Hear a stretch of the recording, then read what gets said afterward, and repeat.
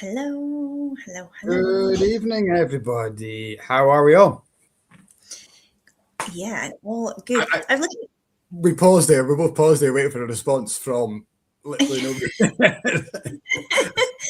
It's like I would love it though. Remember at school assembly, and the teacher would come in and say, "Good morning, everyone," and he'd all say, "Good morning, Reverend McLeish." I'd love it if all the Blether guys just did like answered back like that. Good evening, Cat and Mike. They Can maybe I do. just I know Paul McKendrick. Like we don't mention the football's on tonight because the one or two people that are watching are now like, "Fuck, we better go and watch football." So yeah, Football's on. thanks for that, Kendrick. Yeah, bugger. Last time I take you out for a lunch, yeah, tube. Yeah, I'm not going to watch the football, but No, it doesn't kick off till late. It's Oh. just like idiots dancing around a football pitch at the moment, which is, I don't know, you probably think that's the match, but it's not. Don't worry, I've got my my video player set up to tape it, so I'll watch it back. It's all good. Your video player. I'm gonna Is that tape the over. last time you actually watched a game of football was on a video player? I'm going to tape over my P7 Christmas panto where I was dressed as a belle to watch the football back. I was just looking at all those cool intro photographs. I need to get one of those pictures. I don't know like whether it's when you become a brand ambassador or not, and you have to get like a really cool picture where you're kind of like nose in your glass. I kind of want a headshot done. Well, no, that's not a professional one. Paul just took my picture at Deanston, and it is a good picture. But yeah, that's pretty cool. Yeah, no, it's kind of cool. But I don't know how it's like sort of whiskey famous you have to be to qualify for a headshot. I was going to name somebody there who's got a professional headshot, and they're not whiskey famous at all. But what's in your glass tonight? Oh, so I'm actually on brand this week, which I never am. So yeah, it was. Is this what your venture out of Brechin was for today? Yeah, well, no, not just that. So it was Mr. McKendrick's birthday yesterday, so happy birthday to Paul McKendrick. And Glencadam Distillery is kind of actually a halfway point between Glasgow and Aberdeenshire. So we went down for some lunch today. Also, guys, if you haven't been to Glencadam VC since they opened, like their charcuterie board, my God, insane. And yeah, we had to ate so much cheese. And then we both actually ended up picking up this because Paul tried it when he arrived and said it was really, really good. So it's white port cask finish. I thought, well, if it's good enough for McKendrick, it's good enough for me. So I've got that, and I probably will actually open it and actually have some. So because I'm off to start now, and then by the end of the chat, give me half an hour. I am also on brand to a point, right distillery, but this is the Brethren. Which is Gaelic for the brothers. And this is a 9-year-old Glencadam. This is the wee brother. So I'm not sure if you know these guys. I'm not sure if they're still on the go, actually. I remember you getting them into the shop. Yeah. We released these. They do kind of a dual release, a wee brother and a big brother. It's always the same distillery, maybe a slightly different finish and a different age. But this one is 55% bourbon barrel. So nice. Utterly filthy Glencadam goodness at 55%. Lovely. So that's cool. Well, we can't really have a dram of Glencadam without the man himself, can we? Okay. Definitely. So let's bring on our keeper of the Quaich guest, Iain Forteath. Good evening. Hello. And Mike. Sorry, regressed. How are you? Very, very good. Are we meant to like curtsy or salute now that you're a keeper of the Quaich? I think just a bow. That's a handshake. Other than that, no, yeah, but that was quite surreal. Congratulations. Thank you. I know it's lovely to be back on the Blether. It's been a while. So much so that I think the picture you have of me on the intro is from like 10 years ago. But it's good. I kind of looked at it longingly and thought I was young once. I wasn't sure because the one we had the first time was kind of more of a posed photo, I think. And that one, I thought I'm definitely going to use a different photo so that people know it's a different chat. Oh no, yeah, I think the one on the very end of it was slightly more recent. But yeah, there was one of me very bright-eyed and bushy-tailed. Yeah, but I think you're merely a brand ambassador that first one. I don't think you were, whiskey royalty at that point.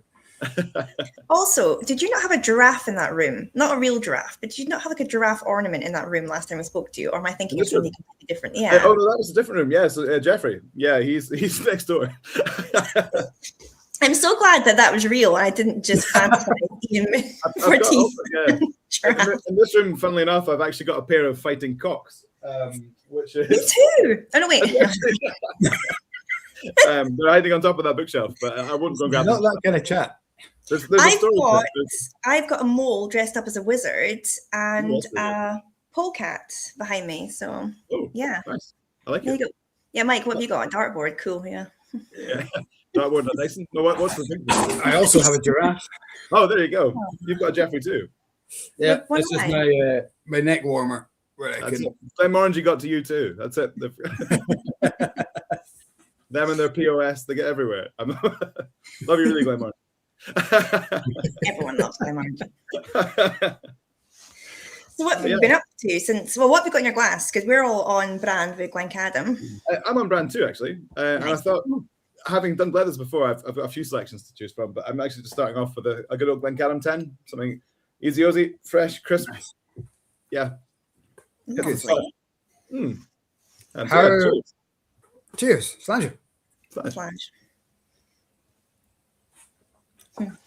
I'm just going to say hello to the guys at home. We've got Mordecai, we've got Dave Faxon, Rick Johnson, Paul McKendrick. Happy birthday, Paul. Yeah, happy birthday, Paul. Bob Sander. Good evening to all of you. Yes, we have something else that we're competing against, and this time it's not Roy Duff, but, I think... You know what? The more I talk to whiskey people, the less whiskey people I find who like football. I think. Yeah, I've never been a football guy. Not gonna lie. Yeah. I mean, I watched the World Cup probably, as Kat was saying, on the VCR. I don't think I'll stay up till 2 a.m. unless it's with it. But yeah, I enjoy watching the World Cup. I don't really have a team, so it's hard to get excited about it when I don't really know who anybody is. But yeah.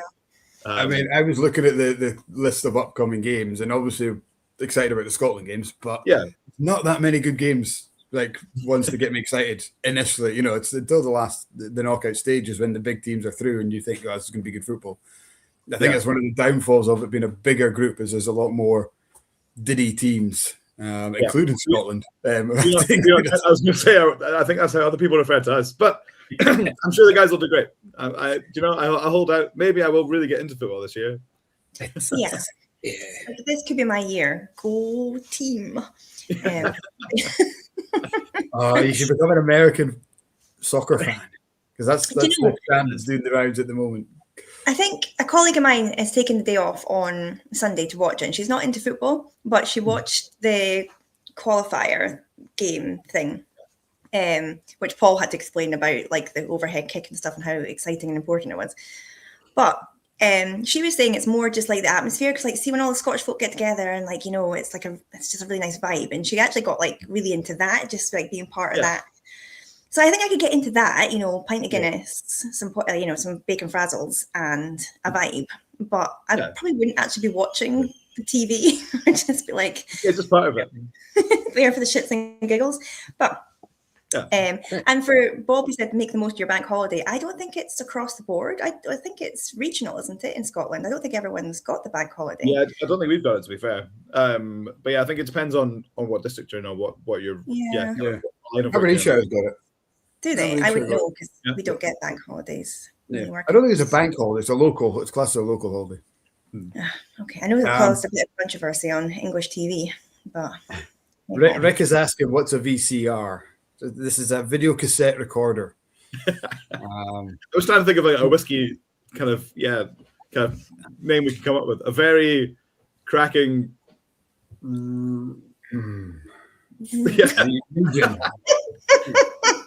Recasking. I like how British you went with that as well. Very cracking. That's very cracking. Channel inner Wallace and Gromit. It comes in various levels. So very is kind of mid-level, then you get ultra cracking as well. Yeah, that's what it is. Yeah. Wait, how do we have Rick and Dave not knowing what VCRs are? It's like your old tape cassettes when you went down to like Blockbusters and got your videotape and returned it on a Friday. Like, what kind of age? That's the thing. It's if they're young and hip. When did DVDs come into play? Must have been the early 2000s. Yeah. It was before. Well, it would have been. Yeah, it was early 2000s because DVD and Blu-ray. Remember, or HD DVD came out and Blu-ray and. A little bit. I was working at Blockbuster at the time, so it would have been 2002. 2000 I started, and that was just because I remember having to take out all the box, what we call amaries, which are the covers for the discs. Yeah, I had to take all the video cassettes out and then replace them with all the DVDs. DVDs, yeah, it's the new big thing. See, it's not just whiskey education here, and that's everything. I remember trying to get, because again, when they had video stores and you go and rent movies, when my parents didn't have a DVD player, and there came a time where you just couldn't find anything good to rent because all the good stuff's on DVD. Yeah, and also, like, it's really old. Yeah, you can only see Cool Runnings so many times. I mean, Blockbuster was such a night out, wasn't it? You would go in with your date and pick the popcorn and pick your favorite ice cream and be hooted into a bundle deal, so you had to pay a 2-liter bottle of Coke for 99p extra, something like that. Yeah, a couple of DVDs, go home and fall asleep within the first half hour of the first one. And inevitably return them late and pay 3 times as much as you did to rent them. Yeah, it was an experience. What a time to be alive. Oh, nostalgia. I love it. So, and I think Rick has taken the P here because he's now asking what Blockbuster is. Surely, I think he's pretending to be a lot younger than he actually is. America must have had something similar, I'm sure. They had Blockbuster. Blockbuster's an American company. I was going to say, I think Blockbuster was like, was there not really? Yeah, it made the news when they eventually folded, didn't it? Yeah, it was big news. Yeah. I was away by that time. I love that we were like 15 minutes in and we haven't even really mentioned whiskey. It's awesome. Sorry, guys. It's not like football. Bring back VCRs. Whiskey's for everyone, mainly grumpy people who remember the days of video. Yeah. That is the demographic we're hitting at, people who remember videos. We were trying to figure out before we came on, is this my third or my fourth Blether? I think it's your third solo, and then we had the Russell special. Yeah, the Ian's. I know. I hope to recreate that one day. I don't actually. Have you guys heard from Ian McAllister at all? How's he getting on out? And briefly, when he was, I just kind of sent him best wishes and had a wee chat when he was away. Yeah, or just away to leave, but not since he's been over in China. Yeah, I was going to give him a shout next time I'm out that way because he's near Shanghai, isn't he? I think I can't actually remember. So. Sure. Yeah. But yeah, but I know because you guys have got a distillery out there now, don't you? We do indeed. Yeah, so that's one of the things that's changed. Yeah, so I've been out. It's pretty amazing, to be fair. So yeah, Chunan.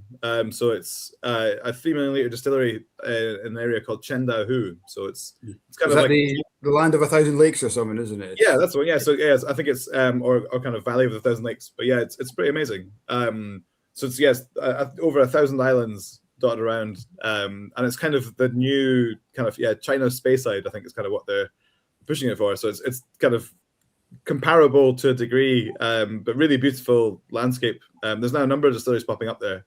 But yeah, it's quite something. And our warehouses are caves, which is pretty cool. So we've got a whole cave network for maturation. So literally my day-to-day, normally, my day-to-day is looking at Tomintoul and Glencadam or blends. Today I was literally looking at Chinese spirits. So spirits maturing in the caves. So it's pretty cool. So high humidity, kind of cool climate maturation. Super interesting. Looks like something from James Bond.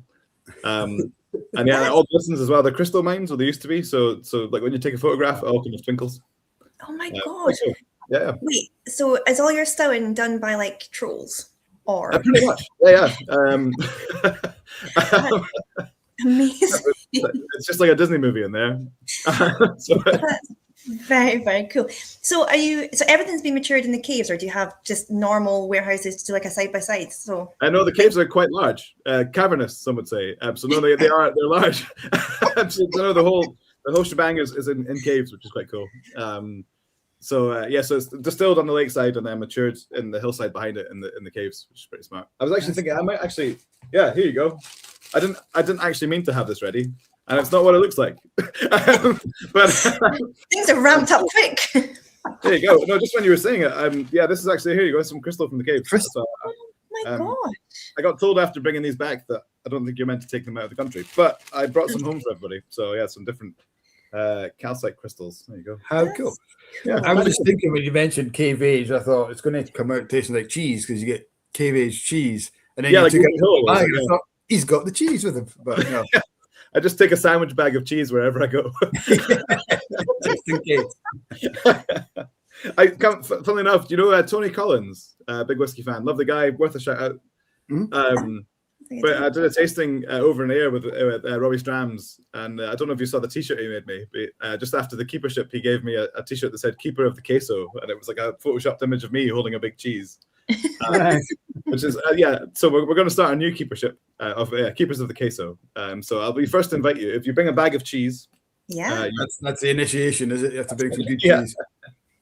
I'm behind that, totally behind that. That sounds like the sort of, never mind Keepers of the Quaich, just let's do a cheese. I already know what cheese I would bring. It's a cheese called Wookie Hole. I'm not sure if you Wookie Hole. Yeah, cave aged cheddar. That's the one. It would be very appropriate, I think. Indeed. I mean, I might, if we were to have it in China, it might take a while to get there. I don't know how the condition of it post, 20 hours of travel, but otherwise, we can have the first meeting somewhere easier to get to. But anyway, so I digress. But so China is also under the remit. So I'm doing a bit of blending for them, looking at the new spirit. It's pretty delicious. It's kind of a hybrid between Tomintoul and Glencadam style. It was all made at Forsyths, so it was all brought over from Scotland, which is pretty cool. So we got to see it all assembled in Elgin or Rothes, and then brought all over and reassembled. How long was that process of building the distillery? That is pretty quick for the size of distillery you've got out there, isn't it? Yes. So literally, so it was quicker to build an entire 3 million distillery than it was to build the visitor centre at Glencadam. So just things in China just happen at an extortionate rate, really. They just don't ask permission or planning; they just go and do it. You just got to get it done. You still have to get permissions and everything, but when they commit to it, it's just it happens. Unreal, isn't it? And so Glencadam, I think I said we had all sorts of holdups with things like bats and all sorts of things. We didn't actually have any bats, but we were reported to have bats, which means we then had to put up bat boxes. So if we didn't have bats before, we now have to encourage the bats. But that was one of the multiple holdups. China didn't. So that was that. So it was literally, so we had them all. So our first distillate came out in December last year, so that's already out and aging, and we sent some whiskey over there. So we've got some kind of Scotch maturing in China, and then our first Chinese whiskey will be online in 3 years in December, effectively. So, and the rules for Chinese single malt are very much the same as SWA. It's just 3 years in oak. We're experimenting with Mongolian oak as well, which is quite cool. So. That's cool. It's pretty fun. It's very similar to Maizenara. Leaks like hell, but tastes delicious. So pros and cons. So I don't know if we end up down this rabbit hole already, but it's a good one. It's whiskey related this time. So it's pretty cool. I think you said you spent a lot of time out in China. So I need to say hi to Iain next time. That's what it was. Iain McAllister got us on. Yeah, that's what it was. That's very cool. It must be really cool to just kind of get behind kind of a really different kind of approach to whiskey making. Like, in China, it would be very similar but different, as you're saying. Like they're trying to make a sort of Speyside style whiskey, but obviously everything is around you so different. It's cool to see a distillery from birth as well. I think that's the thing for both of our distilleries. Glencadam's 201 years old. Tomintoul is 60. So. I've joined the company being part of them having well matured stock, whereas it's cool to see a distillery from inception. Seeing how it's going to develop. As I say, the new make's really cool. It's kind of a hybrid between the two styles that we have. So it's a bit brighter and fruitier than Tomintoul, so more kind of Glencadam style fruits, but with that kind of Tomintoul kind of creaminess. So it's got some good potential anyway. And we're not just trying to clone what we do. We're just trying to make something we know, but not too give it its own regional style as well. So, is it set up like a Scotch distillery would be, or is there anything else that you've kind of introduced that you can't get away with here? No, to be fair, it's kind of the layout is just a bit more open plan. So, for example, Kat, you've been to the cafe at Glencadam, and it's great. And again, if anyone gets a chance to come and see the VC, It's cool, but it's more classic Scotch visitor centre. In China, we have a restaurant that I think can sit like 200 odd people. So when I was there, I was like, "What is that building?" It's like, "Oh, that's going to be the visitor centre and cafe." I'm like, "Oh, like that's bigger than Tomintoul." Yeah, it's kind of this. So it's been, the designer is really interesting. I've forgotten the guy's name, but the architect behind it all is pretty cool. So it's got like a more of a kind of classic Oriental design, very modern looking, lots of kind of glass paneling and kind of sloped ceilings and stuff. But other than that, it's the kind of the process is the same. The kind of and the fermentation times and distillation and things are kind of copied off of what we do here. So it's kind of inspired, different, but kind of what we know at the same time. Yeah. So it's pretty interesting. Yeah. So is the Chinese kind of palate for whiskey similar to the Japanese palate, in that the Japanese palate they just like to replicate Scotch, like that's what they're looking for when they're making Japanese whiskey? Is it similar in China? Yeah, I'd say like funk isn't really a thing that they look for. And I know that that's a term that kind of people on this kind of on the Blether will understand. I think that funk is a term that when you explain that to people in Asia, they kind of see it as a bit of a kind of, why would you want it to be weird? Yeah. But by all means, kind of the cave influence is going to have some kind of funkiness to it, I guess, but it's nothing too kind of wild and Campbelltowny, which I love. I'm not saying that as a negative. So it's got this kind of I think clean and understood spirit, quality things, but they like it to be kind of again, that's generalizing, but they kind of like it to be kind of approachable and something that's similar to knowing. I say the Mongolian oak's different because they really rapidly mature stock, so that's quite an interesting one. So it kind of really brings it forward. One of the samples I was looking at today was just over a year old, but it tasted like kind of 3-4-year-old kind of whiskey from over here. So there's different flavors imparted and different characters, but very much along the kind of lines of what's familiar. That's really exciting. Yeah, I'll get you guys a sample at some point. Have you tried cave matured whiskey before? No, this would be a first. Or no, wait, what's the McMeda stuff that you had? Yeah, I was going to say the Lostalin Legret. It's, I expect would be similar because they have casts in caves. But the one that we got was in a mountain, so the top of the mountain they'd be buried down into it. So kind of cavernous, I suppose, but a higher altitude. Yeah, no, I mean, I've tried altitudes in it, isn't it? It's something a bit different. I don't think we're allowed to do it in Scotland. Either there just isn't the caves to mature in, or I don't know if there's kind of legislation around it. But I've never tried, obviously, Scotch from caves. I don't know if there's any English distillers doing it. Now I think about it. But, I don't know. I want to see that rule written down. Like, imagine the asterisks in sort of the SWA handbook, maturation. Caves. Yeah. No cider casts, no caves. If you do employ trolls, they should also be signed up to your benefit scheme. Yeah. No, that's really cool. I met a guy. He was from Tomintoul, I think. He worked for you guys, and he was heading out to China to be part of the sort of team setting it all up. Henry, was it? Yes. Yes, yeah. So he's our kind of assistant distiller out there. Cool. He trained at Tomintoul and lived up there for a while, and now he's out. His partner also works for us too. He's so enthusiastic. He was lovely. Yeah, he's still the same. So yes, super excited. I'd say that having been in the same situation earlier in my career, I think that kind of impatience is always a negative to the whiskey world. And I'm exactly the same. When I fill a cask, I kind of want it to be ready tomorrow, just to see what it's going to do. And I'd say that he's guilty of that in a positive sense. I mean it endearingly. But just wants to do everything because now it's up and running.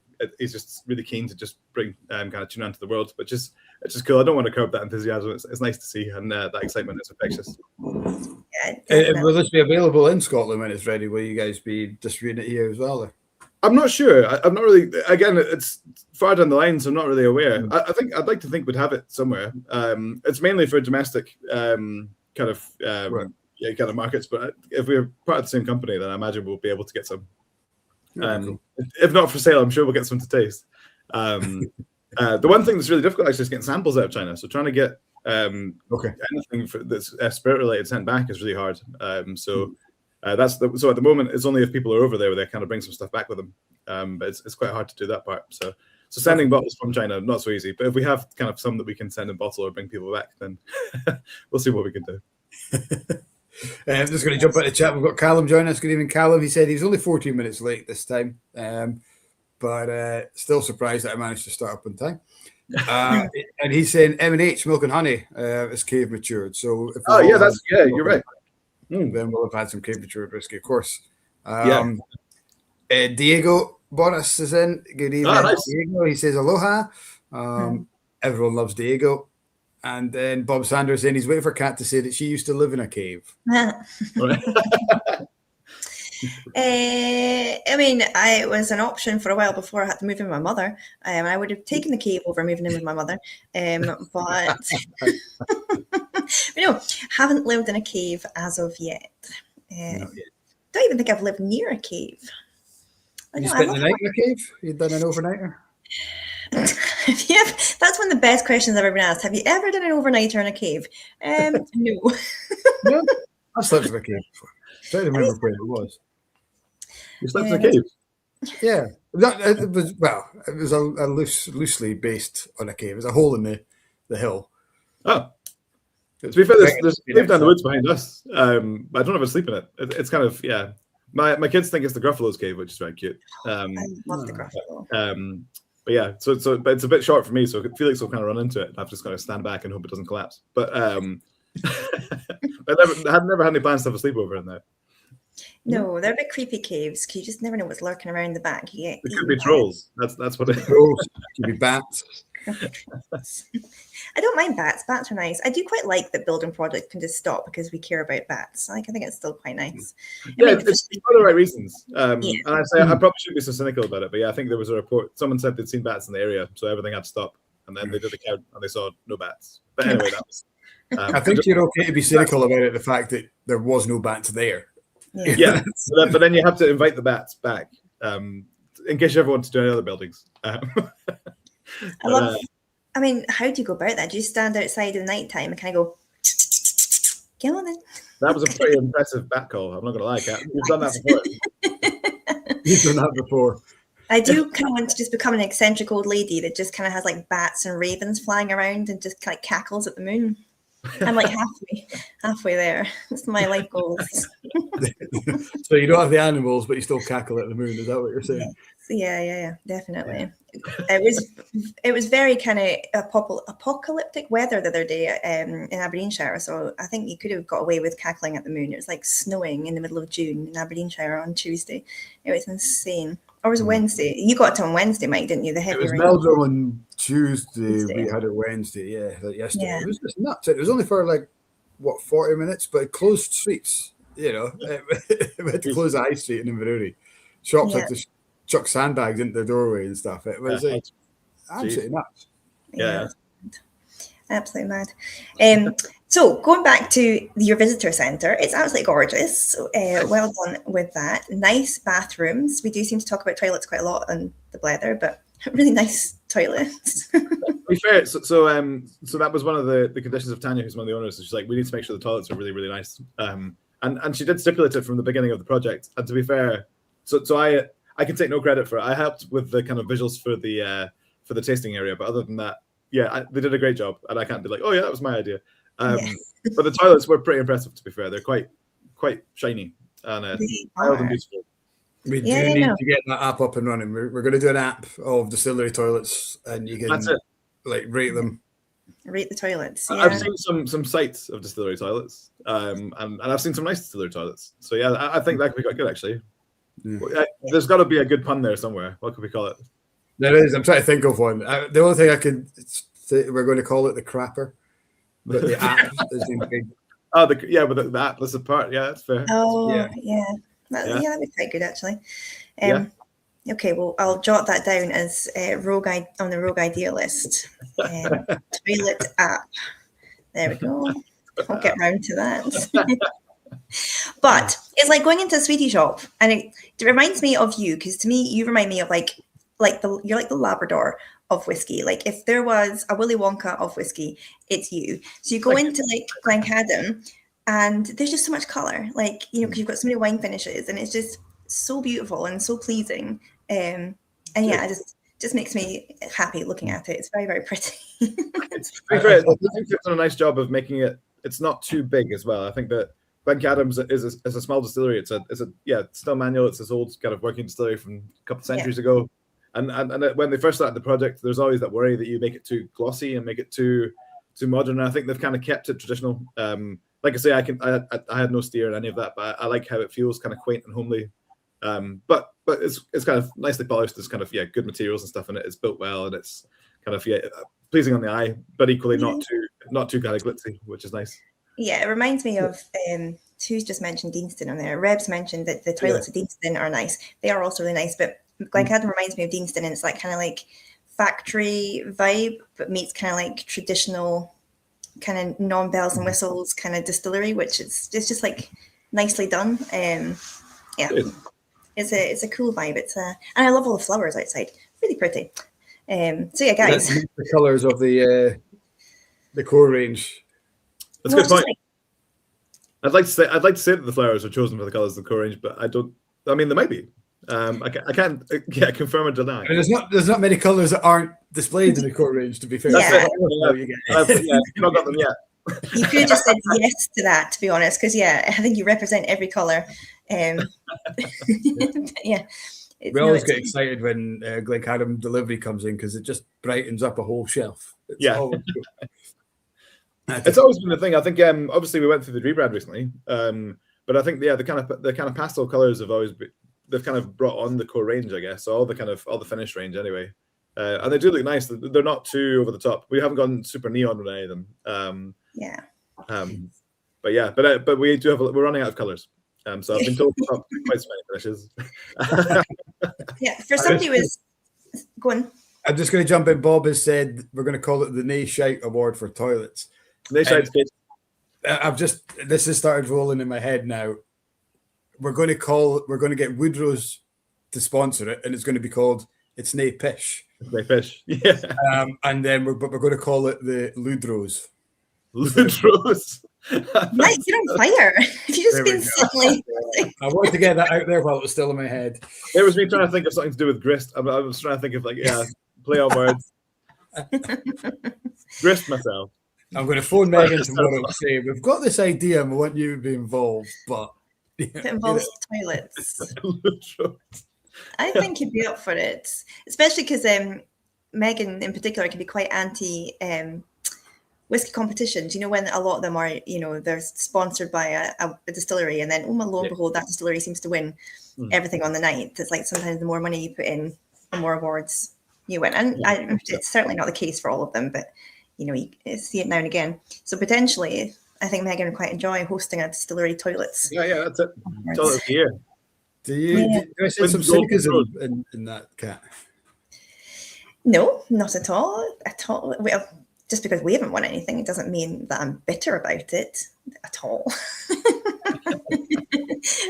We can't afford to enter any competitions, but we don't need to. You've got nice toilets. You do have nice toilets. We've got really nice toilets. Mm-hmm. I mean, once a busload of 30 cruise ship people desperate for the toilet have been through them, they're not always as nice afterwards. But I think they were pretty nice from memory when I was there last time. Not that I recall many toilets, but I do. Yeah, I'd never thought, geez, look at these. So I mean, that's a pro. People come out and compliment us in the toilets, so we're like, thank you. We've got a genuine crapper, like the cool chain. Oh, with the proper, with the chains. Yeah. See, I always thought that's where the name crapper came from, but apparently the two aren't linked. What? How could it not be? So I thought Thomas Crapper was the guy that invented the toilet, wasn't it? Yeah, it's one of these other myths. That's not why it's called the crapper. Like, as an endearment term for the toilet, it's called the crapper. There's another. I don't know what the story is, but it's not that. Yeah, for some reason. That sounds like something for.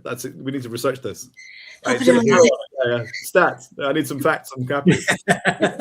I know we should be like match of the day. We just need to. I'm getting it. In over to you in the Ludio.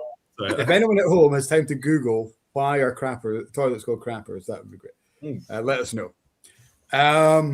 Anyway, Ian Abernethy is back on. He says, bit late again. Have I missed some good distillery toilet review talk? You have.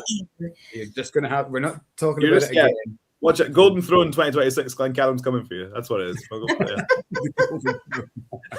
Wait, Golden Throne's a much better name. That one's going down. The Golden Throne Awards. I write these things down and look back after 6 months and like, what the fuck? Were we all high? But I thought you were just pretending to write it down. I'm impressed that you're actually scribbling. I do. I don't know why. I've got this like idea that I'm just going to like make a journal about it, and then I fall asleep at 8 o'clock in the evening. So like it's probably not going to happen. Finding it in like 3 months' time under some other stuff and be like, Golden Throne Awards. What's that? I know. Just says crap out question mark. Golden Throne Awards. I do that constantly, and I'm like, what were we talking about? And then somebody messaged me last night and said, oh, I'm just watching back a Blether because my mate wanted to see it. And you're talking about Prince Charles riding on a Highland cow. I'm like, was I? Is that a kind of Putin style, or are you thinking of like a shirtless on a Highland cow? Why were we talking about that? I don't know. I really don't know, because he'd made like a little AI image of Prince Charles riding on this cow, and I'm like, I wish I could remember saying that, but I'm more of an of the moment kind of conversationalist. Yeah, I like it. The chat has exploded. We have got lots of people now comment, which is good. Reb is saying the conversation has gone down the toilet. Stick with us, Reb. We will bring it back. All the comments like, can you actually talk about whiskey, or are you just going to keep talking about toilets? Yeah. To be fair, I'm sure when me and Iain were on, we were talking about telephone pylons. So hopefully people know what they're getting into. Yeah, tractors and Paul, a way to watch the footy. You're dumped. It's another toilet pun. I like it. Yeah, exactly. I know.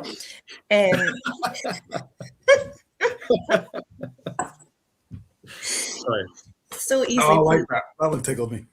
What was it? You said, so Reb has repeated his question. So he really wants us to ask you this question. Yes. He wants to know, Douglas Fitchett.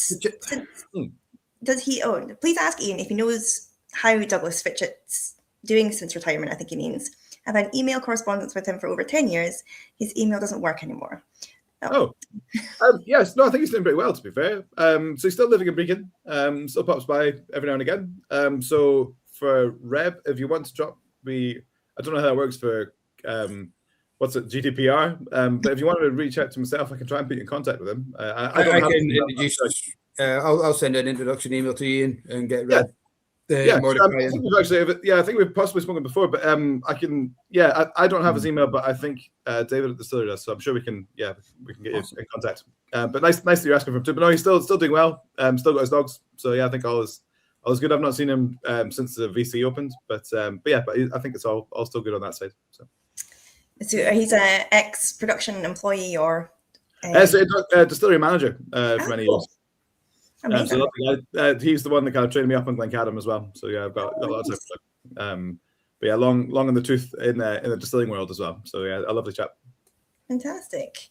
If I'm just seeing if there missed out any other. Is heading off to watch the game. I just wanted to pour my second dram, which is a wee dram for Paul for his birthday to raise. So this is a 13-year-old Inchgower from Lady of the Glen. Off the back of his wee Speyside rant that kind of went around the stories on social yesterday. Inchgower being the most coastal drama out there. So I knew I had a little Lady of the Glen, and it was his birthday yesterday. So I thought I'm going to pull that one out in the hope that you were on. So happy birthday again, Paul. That's well. Even though Gat says you're dumped. This is also a commiseration dram. So, yeah. Definitely. Yeah, happy birthday, Paul. Callum says that I'm lucky to have Paul, and you're right, but he also said in brackets he wants the latest Lady of the Glen, so I think he's just huddling about to get some free whiskey. So this is 55.8%, which is, I think, an homage to the amount of weeks that Kat and Paul have been together until they just split up this now. So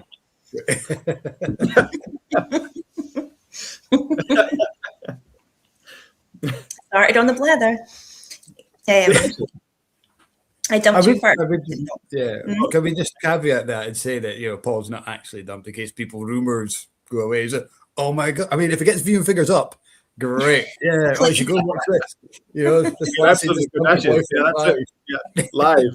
And then next week for Paul's live reaction. And more information about the origin of the crapper.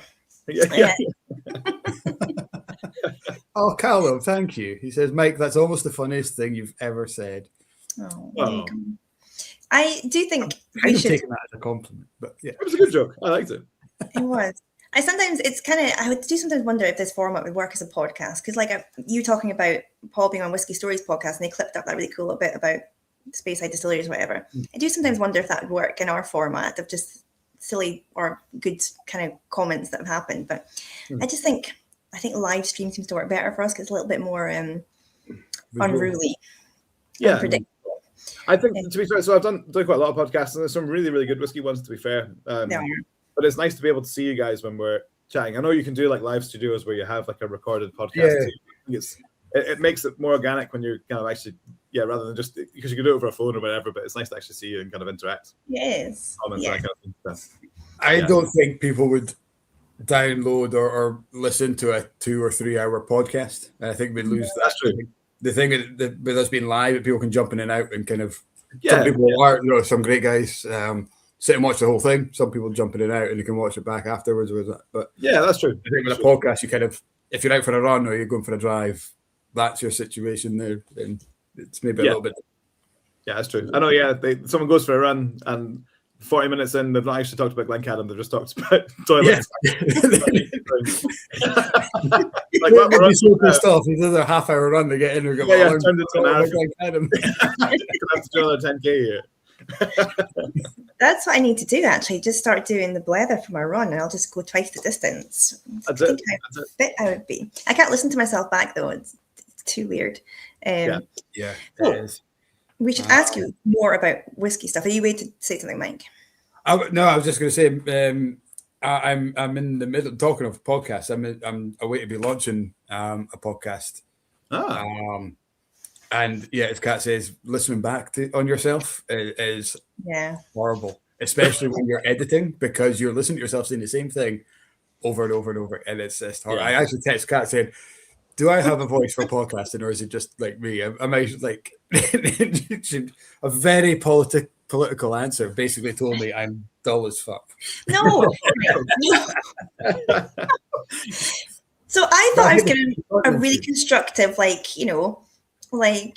we know each other sort of thing. And I thought it was actually really good. I was being quite complimentary. And then Mike wrote back, I'm going to take that as a compliment. And I read it back. I was like, whoa, that sounds really backhanded. They're like, yeah, well, you're not boring and you don't have one of those annoying nasally voices and you don't draw. But I did mean it as a compliment. We'll go with that. I would listen to you talking. To be fair, I think having done several of them, I remember doing one for the Whisky Sisters, who do a great podcast. Again, nice little plug for them too, but they do a really good podcast. But I think it was just after Felix was born, and it was in between like 2 other calls. So I was on about 7 coffees a day just to stay alive, and I speak quickly at the best of times. But listening to that one back, I literally was. Yeah, I'm surprised they heard what I was talking about, but I was like, "Oh, I really, really need to slow down." But yeah, just telephone voice. Which so I think visually, hopefully, it's easier for people to like lip read. But yeah, on that one, I felt like I spoke really, really quickly. So we were meant to have the Whisky Sisters on a few weeks back, weren't we? But we had to cancel it. So I listened to them from the very start, and I'm a little bit starstruck with them. So I saw them at Glasgow Whisky Festival last year, and I was like, oh my God, they know who I am. They know me. It's like, play cool. So they were going to come on. I think it was either the tail end of last year or the start of this year, I think. But Jen was away, I think. So we'll get them on at some point soon. Yeah. It's just because it's hard to like get everybody's calendars together when you've got more than one guest. But yeah, that's true. Yeah, I really like Inca in particular because she's honest. Like if she's reviewing a whiskey, she's like, she's not brutal, but if she doesn't like it or she doesn't like a note in it, she'll just tell you. She's not like, you give me free whiskey, I'm gonna be nice. She's like, yeah, it's not my vibe. Yeah, no, I think that's the thing. If you want to talk about whiskey properly, I think that just someone saying yes to every dram is kind of like. It's the same in tastings. I'd rather, if we're doing like 6 or 7 drams and someone doesn't like one of them, I'd actually rather they like say they don't like it. They don't have to kind of tear it apart, but they could just, rather than just nod and smile to be polite. It's quite nice to know what people don't like, because then you can kind of tailor. You can be like, oh, well, if you didn't like that, you will really like this. On the flip side, I have had people in tastings really go on one about why they don't like a whiskey. And that can also be quite difficult. Like, okay, well, you're ruining it for everyone else now. So everyone else liked it before you picked up. yeah, but it's the joy of whiskey, really, is that everyone has their own preferences and styles. So there's no right and wrong, really. It's one of the first things I kind of say in a tasting is, I don't make it, so I'm not going to be offended if you don't like it. And I kind of hit my target is for 80% of the room to like 80% of the whiskies, and I think if I hit that every time, then that's a pretty successful evening. So and you have to. We kind of flip it onto a retail side of view. Is if you come into me and say you love sherry, and I give you a Ben Romach, and you say, oh, you go away and you hate it because it's peated. Like, well, you don't. It is equally important for people to talk about what they don't like as it is to talk about. Yeah, and it's always nice to try and ease those people into it. But some people just have flavor preferences they don't enjoy. Yeah. It's same as people who don't like coriander and stuff. If they don't like coriander, giving them coriander isn't going to do much for them. Even if you say you should like it, it's kind of hard to win them over. And I think go on. No, you go. No, I was going to say, totally get that whole thing as well. If it's not your whiskey, it's not your whiskey. But I only get annoyed if people kind of try and dominate the whole room and say, especially with like peat, and they just say, "Oh, this is peat, guys. This is going to be shite. This is going." And you're like, here we go. Yeah, it's like seriously, like they were maybe going to give it a chance, but now you've just spoken up, you tool, and now everyone's like against it before we've even looked at it. I mean, the one that always comes up on our side is someone ranting about caramel. Without fail, there's always one person that goes on about it really early on, and everyone else probably doesn't care about it or hasn't really heard about it. But then like, oh wow. I don't like caramel either. Like, what do you not like about it? Well, it should be natural. I'm like, okay. And I understand both sides of the argument, but as a blender, we wouldn't put it into like some of the Tomintoul range if we didn't think if we thought it made it worse, we wouldn't do it. Yeah. But it's one of these that sometimes, like you say, one person in the room goes on about it, and then you talk about it for 20 minutes, and then you come around to. They all have the cigar malt, and you tell them it's got colouring in it. But it's one of these that it is. Yeah, it's if you don't mention it, and you can get through a tasting without mentioning it, nobody bats an eyelid. But if you've got that one person who thinks, if this is 40%, is it chill filtered? And that's the other one that people think. Right, we're going to open this rabbit hole. You just added on another hour to my night. Thanks, guys. And again, I never shy away from it. Like I never pretend. If one of our whiskeys is chill filtered and coloured, I would never kind of just hope that no one mentions it. I'll either mention it kind of just to address it rather so no one's getting misled. Because I think hiding behind it is like pretending it's not a thing is a problem, but being honest about it is the key. But I mean the new one for us is fermentation times. So people chill filtration's kind of it's still a subject people get hung up on, but now it's for fermentation. So I had a guy in a Glencadam tasting who was like, I was explaining that Glencadam short fermentation, 48 maybe 52 hours. And someone's like, "Is that it?" We're like, "Yeah." We're like, "Do you like it?" Like, "Yeah." Like, what's the problem then? Because now it's this. Yeah, there's lots of distilleries doing these 100-hour plus, 128, and it's But they were kind of complaining that it's not long enough in the fermentation. We're like, "But do you like the whiskey?" He's like, "Yeah, I love Glencadam 10." We're like, oh, "Okay." It's like, I don't understand your point. It won't taste like that if we put it in the fermentation takes longer. Yeah, it'll taste lovely, but it'll taste of something else. But yeah, so and again, it's all. I think knowledge is part of the reason that people love whiskey. It's the reason that people probably tune into things like this as well. So I'm never disparaging or never condescending with that because it's important to know these things. But sometimes knowing a little bit is that dangerous part of like. All I love is massive fermentation times, but I don't really know why. That's the problem. They hear I think when you actually ask them what is you like about that, it's like, they don't really know. They just know that Glenallachie is longer than ours. So you're like, okay, and what is it in Glenallachie that you like from that? But they can't I don't know. It's like there's definitely nothing wrong. Like I like both, and I think that the long fermentation does give you a very distinctive style, but it's not the style we're trying to make. Mike said, and I think that's the Glengarry is different to kind of Glenallachie, which is different to Springbank, which is different to that's the joy of it all, really. Do you think this craft culture has I mean, the thirst for knowledge is there, and it's so easy to access now.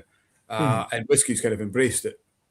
I'd say, you get guys like Ardnamurchan or Loch Lee and that, who are just literally given everything they can. Brookladdy, you can scan a QR code and you get absolutely everything.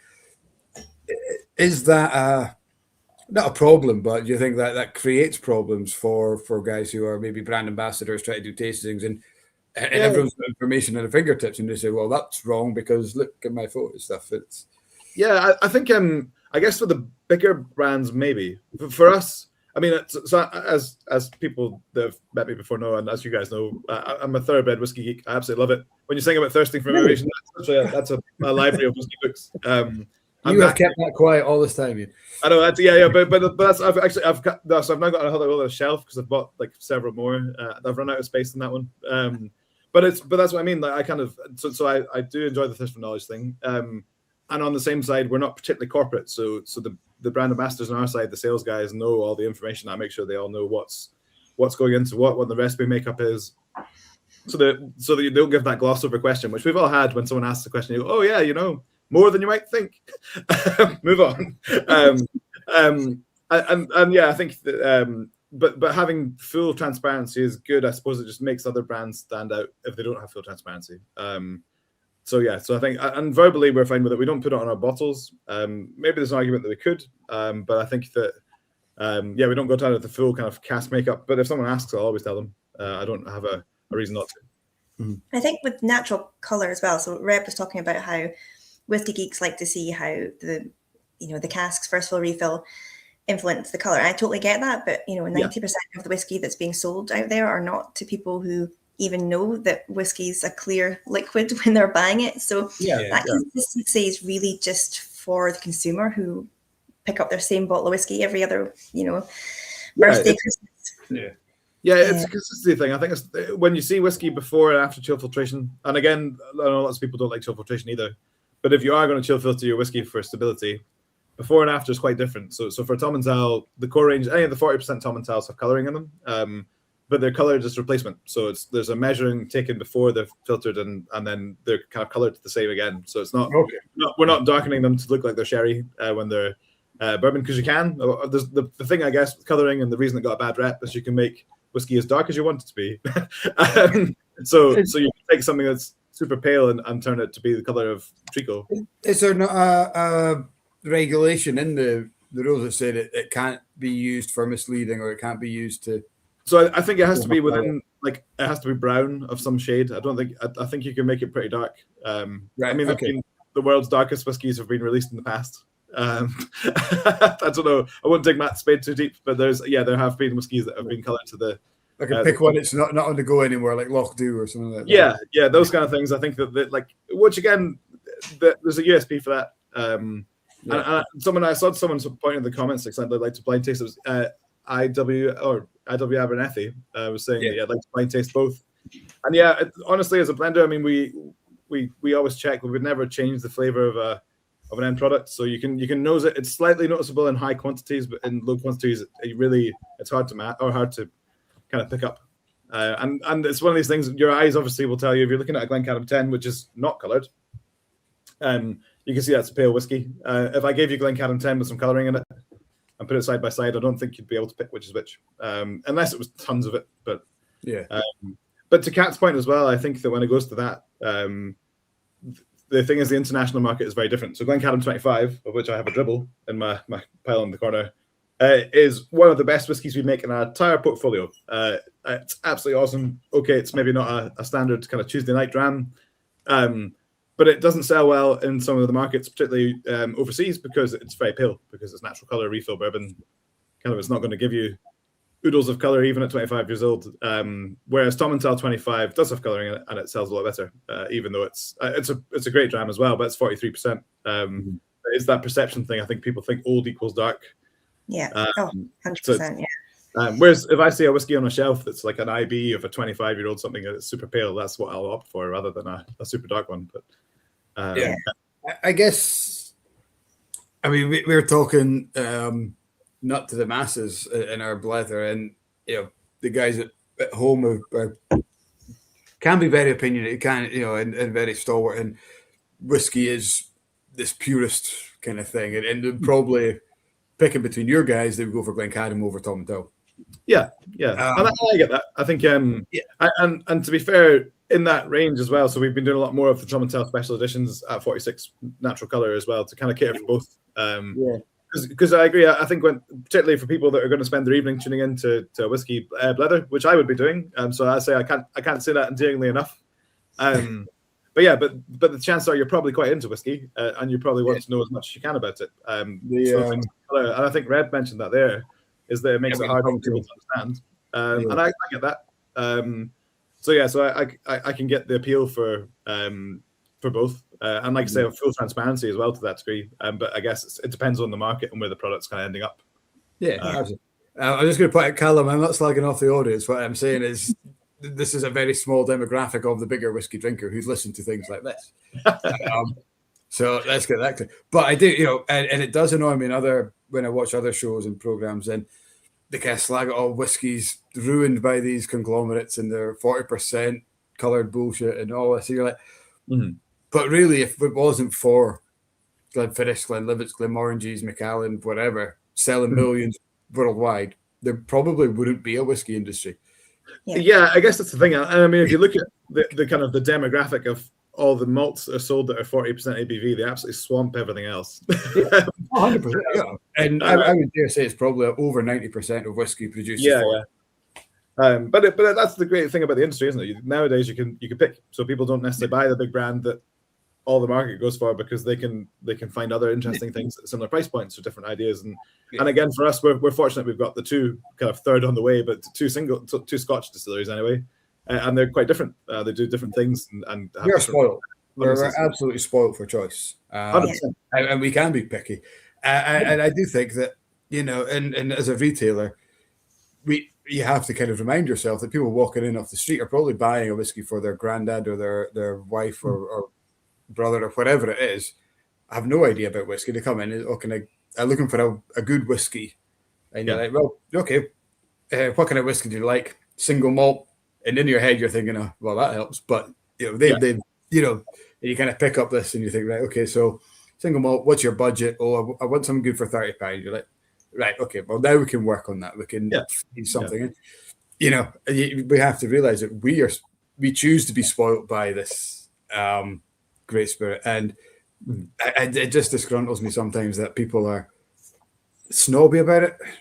I think it's good to taste them all. I think that's the thing that's the joy of whiskey, is understanding what's what. And if you can find a whiskey, like particularly if you're into single malts, so if you narrow it down to just single malts, so if you can find single malt drams that you really like around under 40 quid, they're steals. And there's not that many of them these days. Under 50 quid's probably a more realistic demographic now. It used to be you could get a big selection for 30 odd. And again, that's just where the market's gone. But I think that, being able to find drams, or even the building block drams, like try all the classics, try the ones that people know, and then you'll find out why they are what they are. And then you can find, if you like particular parts of them, by all means, you can then find other distilleries that are similar.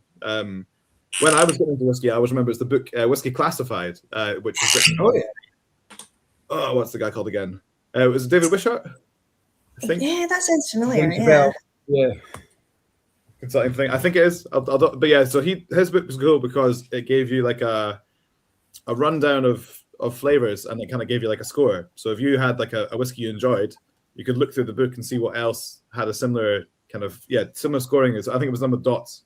So it'd be like 3 dots for strength, 2 dots for smokiness. So you could like flick through the book and see what other distilleries taste like the one that you like. And for me, it was quite interesting. Was it Blair Bowman did something similar, didn't he, with the underground train kind of thing? Yeah, and I think it's so if you can try like the classics and then kind of work up, I think that's a nice way to do it, because you can then find different distilleries you've never heard of, and then by all means then start trying like cast strength versions of them and kind of trading up to kind of more niche releases there too. That's kind of part of the fun of it, isn't it? Well, Ian's kind of pointed out that our viewers can represent the 0.1% of the customer base, and we should celebrate businesses that address the mass market. And to put that into perspective, I was working at a conference last night at a castle. We had 2,000 delegates from geoscience and engineering to do with oil and gas. Anyway, we were in this little room in the castle, and there was us, Brown's Foreman, and Gordon MacPhail. And out of that 2,000 people, out of the whole evening, there was maybe one or two people that actually just even knew what really whiskey is. We were dealing with the most basic questions, as in, what single malt is a single malt? You mentioned, let's say you mentioned, oh yeah, it tastes like a little bit like honey. You're trying to keep it very basic for them. Like which one will I like? Well, this one's a little bit like honey. This one's a little bit like fruit. Like a liqueur, you add the honey. You're like, no. Hang on, let's go back a step. So, you're kind of yeah. So you're dealing. You're at a very basic entry level, and that was. And these people were from South America, France, Italy, Germany, Austria. They were China. They were from everywhere. So that's the bulk of the audience we're actually dealing with. So okay, we can get nitty gritty about caramel and chill filtering. The vast majority of people just want to know, will I like it? That's I think that's the thing. And again, we're privileged to be able to kind of be really into it and have all the information at our fingertips. But there's lots of people that enjoy whiskey that it doesn't keep them up at night if they don't know what the cask selection is, for example. But but it's all part of it, and I think that's But then now we've got, like, we're talking about podcasts and stuff. Now people can tune into things like this. They can find out about it. And I think that industry folk are pretty good. I think people that are in it for the right reasons, we're quite happy to kind of talk about it and explain it to people. And it's not mansplaining or anything like that. It's not like it's kind of being but if people want to know, we're always happy to say. Can you imagine how expensive whiskey would become if the SWE decided, right, 40% is too low? We're now industry standard 46%. Yeah, true. You wouldn't get your £25-30 budget whiskies. No, it just Glencadam and all that would hike up, and that it just doesn't. Your bar prices would go crazy. Your malt of the month would cease to exist and stuff. I think it'd just be too big a shit. So we need that 40%ers. We need that. Yeah, I think it's, and again, sometimes you want.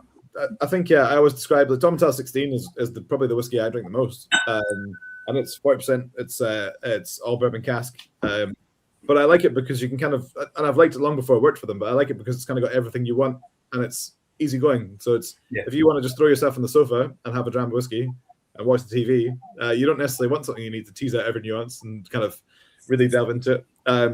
Sometimes it's nice to just have a dram that tastes nice, it's well balanced, and all the flavors are kind of there. Other times you want to pick something from the back bar that's really cool, and kind of you want to really sit and understand what all the different layerings and things are. And that's not saying the 16 Tomintoul isn't complex, because it is. It's got really good balance, but it's not. It's probably my favorite Tomintoul. Yeah, it's just really accessible. But it's a nice one to sit and sip. And I think that it's sometimes you can get distracted from that. And my whiskey bar next door it's kind of got lots of weird and wonderful drams that I've bought. Probably only had 2 or 3 drams out of because I wanted to see what they tasted like. But if I can't really decide what I want, it's not necessarily. I'm not going to pick something that I'm going to like. That's going to be challenging. So, tonight I'm going to eat kimchi for dinner. With a side of stinky tofu, and that's what I'm going to do because I really fancy the challenge. Sometimes that's great, but it's the same idea. Then more of a stag do dare than a sit back and relax and a Tuesday night. Drink some Octomore from a shoe. That's how. Surely that's what you do when you become a keeper of the Quaich. Pretty much. All that from a sporting. I was doing a tasting for a group of guys, and there was 4 Bobbies and 1 Sparky was in the group, and I cracked open an old 1991 Glenrothes for them, in the wee dumpy bottles when they did the vintage range. And poured that, and one guy, and he's like, "Oh, I recognize that smell. It was one of the Bobbies." And he went, "That reminds me of a junkie's sock." It's just like, I can't disagree with that because I have no idea what a junkie's sock smells like. And I was like, and then he did the classic follow up. He's like, "But in a good way." I think you've been working too hard, mate. You're on the wrong end of the dark squad too long. Shoe removal specialist. That's that's weird. One of the weirdest things I saw was a man who removed his crock to kind of clear his nose between each dram. Yeah. No, I'm not with you on that. That's awful. I wondered what he was doing. That, or he just really liked to smell his shoes. I'm not comfortable with either of those things. No, I mean, did he have socks on did he have socks as well, or was it bare feet? Crocs and socks. It was for Crocs and socks. Yeah. It was a bare. Naked. I think you know the whole sniff your elbow thing. So like that's a trick in blending. You smell your elbow. It's kind of a neutral smell. I can't imagine your Crocs have a neutral smell. No. I wonder if he was if he'd been told, nothing's more neutral than your own smell, and he thought athlete's foot. Yeah, that's awful. Back to the sneeze conversation, I guess. Yeah. Back to Wookie Hole. Yeah, that reminds me. The general. Yeah. I mean, to be fair, so I've never worn a pair of Crocs, but it won't be something I'll start putting into place in the lab anytime soon. But if I do try it and it's the most amazing thing ever, I'll take it back. It's what you need is an old slipper. That's, Just have it on your couch on the deck. My next tasting, I'm just going to give everyone a slipper. Yeah, don't tell them. Yeah, I've had it in the cupboard for a while now. Yeah. Do Crocs are apparently poisonous? Have you seen this? I've never owned a pair of Crocs. Apparently they leach. I can't remember what chemical it is, but they're really bad for you because they leach it into your feet. Wow. Not to dismember the kind of global sales of Crocs. But yeah, so maybe sniffing them is even worse for you. But yeah, apparently there's like harmful chemicals in there that they can get into your skin. We have at least 20 people who are never buying a Croc again now. That's it. I'm sorry, Crocs. If you send me a free pair, I might try them. But I've got a pair of Crocs. Tony got them for me for Christmas. I can't remember why. She did tell me why, but they came in handy because I had a toenail removed a couple of months ago, and they were great for that because it's let it breathe but protected it as well. So for medicinal purposes. I use Crocs. I haven't worn them for a while now, though.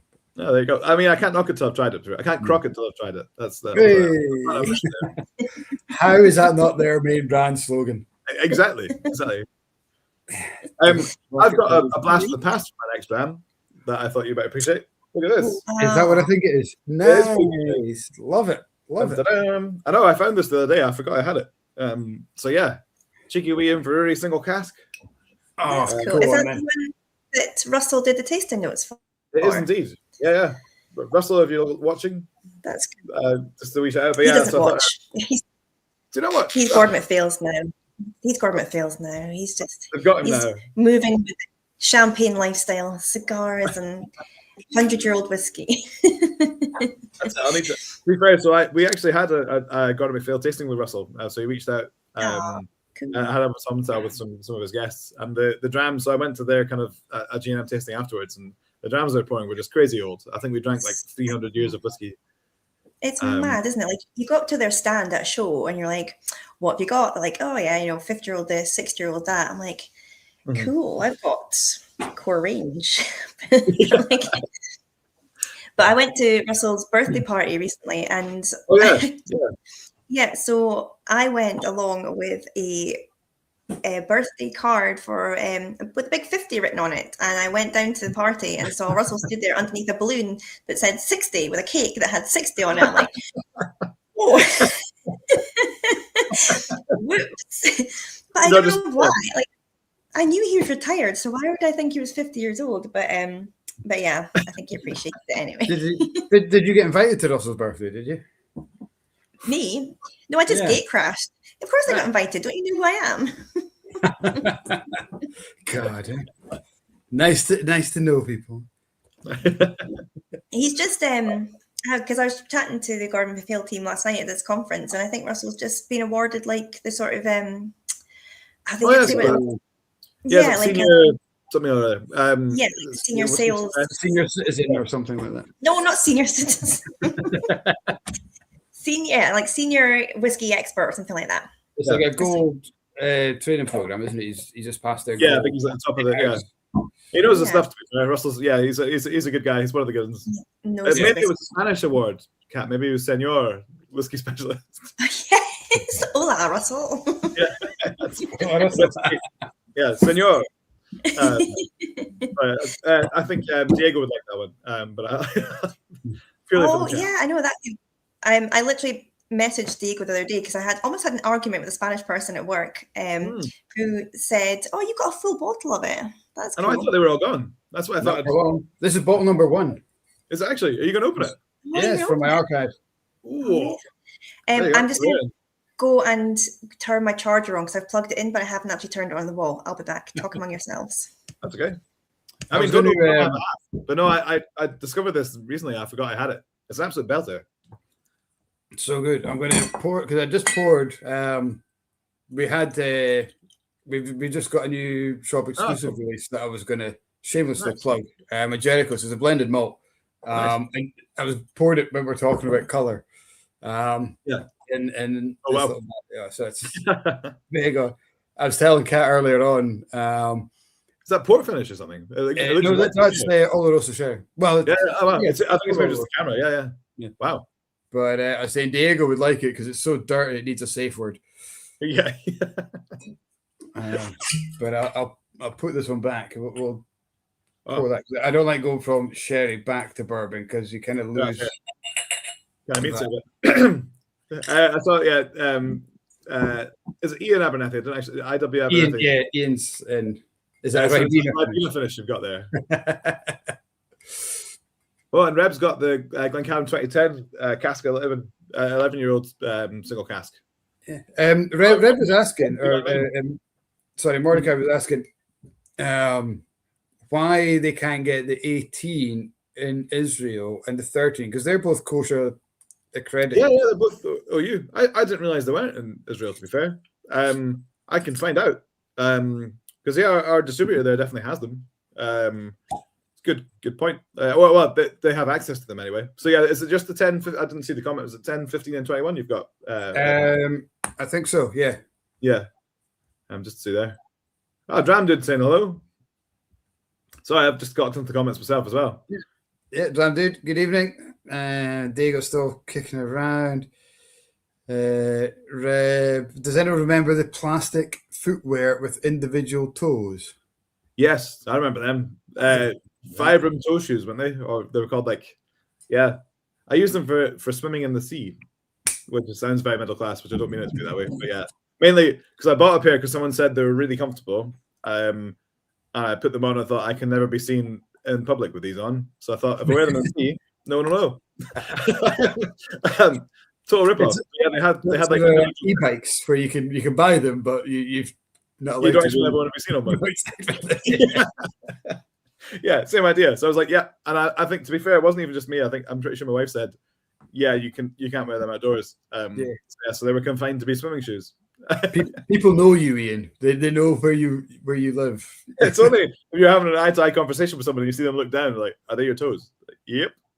With individual grippers. That's as they used to be. I remember the socks. I don't remember the shoes. I think the socks were for the shoes. You can double up. You go the whole. Oh Jesus! Go the whole shebang. Because it was very hard to wear socks under those shoes. I'll tell you that. I can imagine it would. Yeah, it would be impossible. It's like trying to put a marshmallow through a potato ricer. Just never worked. That's an interesting comment to sit back down to. There you go. That's our tasting note for this one. Nice. I was trying to plug my Shark charger cable into my laptop and getting really frustrated about why I wasn't charging my laptop, but just the wrong cable. So there you go. What I liked is you paused after the word shark there. That was quite good. I was trying to plug my shark and then suspend. I've tried to plug my shark in, yeah. Yeah. I insist on.